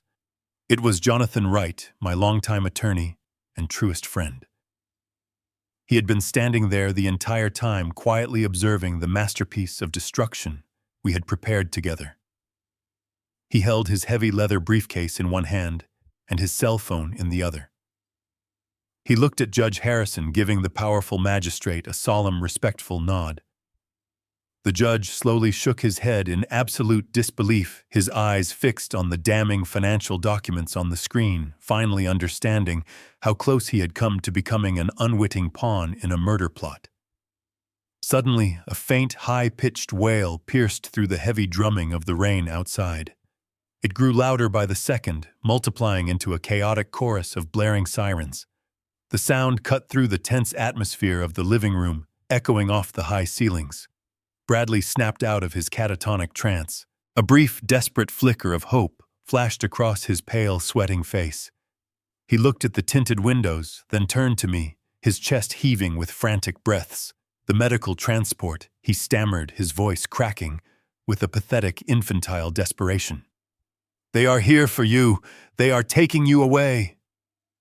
I looked at him with a gaze so cold, It could have frozen the blood in his veins. I slowly shook my head. "Those are not ambulances, Bradley," I said quietly, though my voice carried immense weight. "The medical transport was never coming. I canceled your fraudulent request 3 days ago." The red and blue emergency lights began to flash violently outside, illuminating the dark driveway and casting rapid strobing shadows through the edges of the window frames. The sirens abruptly cut off, replaced by the heavy slamming of car doors and the sharp, authoritative shouting of armed men. I pressed the final button on my smartwatch. The heavy electronic deadbolts on the front doors disengaged with a loud mechanical click. The massive oak doors burst open, letting in a gust of freezing wind and heavy rain. A dozen heavily armed agents from the Federal Bureau of Investigation, flanked by local Seattle police officers, stormed into the grand foyer. They moved with absolute tactical precision, their dark windbreakers wet from the storm. The elite guests parted like the Red Sea, scrambling out of the way as the federal agents flooded into the living room. Jonathan Wright immediately stepped forward, handing a thick manila folder of printed evidence directly to the lead agent. The commander barked orders, and 2 officers sprinted toward the hallway to physically restrain Dr. Thorne against the wall. Monica, still sobbing hysterically by the front entrance, was quickly surrounded. But the lead FBI agent walked straight toward the center of the room, his eyes locked on my son. The empire Bradley built on the bones of his family was completely crashing down around him. His legs finally gave out. He collapsed onto the hardwood floor, falling hard onto his knees right in front of me. The tears streaming down his cheeks were genuine. He reached out, grabbing my suit trousers with trembling hands. He begged, "Dad, please, they'll kill me in prison." I looked down at him. I did not bend down to comfort him. I gently pulled my leg back, giving my response. "You stopped being my son the moment you let her die," I replied. The lead agent hauled him up. The cold steel handcuffs clicked tightly shut. The flashing red and blue lights of the police cruisers painted the walls of my living room in a chaotic, rhythmic pulse. I watched in absolute silence as the federal agents escorted my son out the front door. He did not look back. His head was bowed, his shoulders slumped, the arrogant posture of the wealthy hedge fund manager completely erased by the harsh reality of his impending doom. Monica was dragged out moments later, screaming obscenities, her designer dress ruined and her reputation permanently destroyed. The guests left shortly after filing out into the cold Seattle rain in a state of profound shock. When the heavy oak doors finally closed for the last time that night, the sprawling mansion was plunged into a deep, echoing quiet. I stood alone in the center of the room, surrounded by the remnants of a shattered party. And for the first time in 6 months, I felt the crushing weight of grief begin to lift from my chest. 6 months have passed since that night. The legal proceedings were swift and absolutely merciless. The mountain of digital evidence Elias and I had gathered proved entirely insurmountable for their high-priced defense attorneys. Bradley did not even try to take his criminal case to trial. He pleaded guilty to second-degree murder, wire fraud, and conspiracy to commit insurance fraud. He is currently serving a life sentence without the possibility of parole in a maximum security federal penitentiary. But the thick concrete walls of his small cell do not offer him any true protection. The Chicago syndicate he owes $8 million to has a very long reach extending far beyond the barbed wire fences of the prison system. Jonathan told me that Bradley spends every single day looking over his shoulder, terrified of his own shadow, knowing that the massive debt he accumulated will eventually be collected in blood. He traded his own mother's beautiful life for a temporary financial reprieve, and now he will spend the rest of his miserable existence waiting for the violent reaper to arrive in the dark. Monica did not fare any better in the aftermath of their exposure. The federal authorities froze all of her assets, immediately seizing her offshore bank accounts, her expensive sports cars, and the luxury home I had so foolishly helped them purchase. She was officially stripped of every single piece of wealth she had conspired to steal from my family. She is currently awaiting sentencing, facing 20 long years in a federal prison for criminal conspiracy and accessory to murder. As for Dr. Aris Thorne, his medical license was permanently revoked the very next morning. He is serving a 10-year sentence for medical fraud and evidence tampering, his once lucrative career reduced to absolute ashes. The twisted empire they tried to build on the foundation of my planned destruction was completely dismantled, piece by piece, until absolutely nothing remained but the cold, hard truth of their overwhelming greed. With the monsters finally locked away behind steel bars, I could no longer stay in that beautiful house. The walls held far too many memories, both beautiful and deeply horrifying. I sold the massive estate a few months ago to a young, vibrant family who will hopefully fill those spacious rooms with genuine love and laughter. I took the entire $12 million estate, every single penny that Bradley had so desperately tried to steal, and I created something truly enduring. I established the Diane Campbell Foundation in honor of my late wife.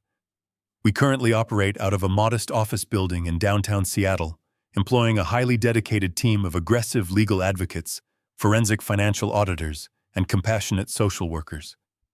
Our sole mission is to provide free, immediate protection for elderly individuals who are being financially exploited, medically neglected, or emotionally abused by their own families. We actively investigate suspicious conservatorship petitions. We audit stolen retirement funds. We fight back against the ruthless monsters who believe that aging makes a person an easy target. I used the vast fortune my son tried to kill me for to ensure that no other senior citizen in this city will ever have to face that kind of terrifying darkness alone. My long life as a dedicated structural engineer taught me that a bridge is only as strong as the materials used to safely build it. You simply cannot construct a lasting monument using rotten wood and rusted iron. I spent 40 long years trying to build a safe bridge for my only son, pouring my love, wealth, and energy into his foundation. But I foolishly ignored the early warning signs. I ignored the structural flaws in his character, believing my financial support could somehow compensate for his complete lack of a moral compass. I learned the absolute hardest lesson a father can learn. You cannot save a structure designed to collapse, and you cannot buy loyalty from a heart that only values currency. True strength does not come from the blood running through your veins. It comes from the difficult choices you make when the pressure is highest. I lost my wife to an act of evil, and I lost my son to his own insatiable greed. But in the aftermath of that storm, I found a new purpose. I built a new foundation, one that is truly indestructible, forged from the necessity of justice and the enduring memory of the woman I loved. My name is Rick Campbell. I am 73 years old, and I am finally living a life built on absolute truth. I no longer hide in the dark shadows of my own home, and I no longer pretend to be a weak, broken man. I stood up to the very people who deeply underestimated my worth, and I took back my complete dignity. Thank you for listening. Did you like my story? Which city are you watching from? Subscribe and remember. Blood makes you related, but loyalty makes you family.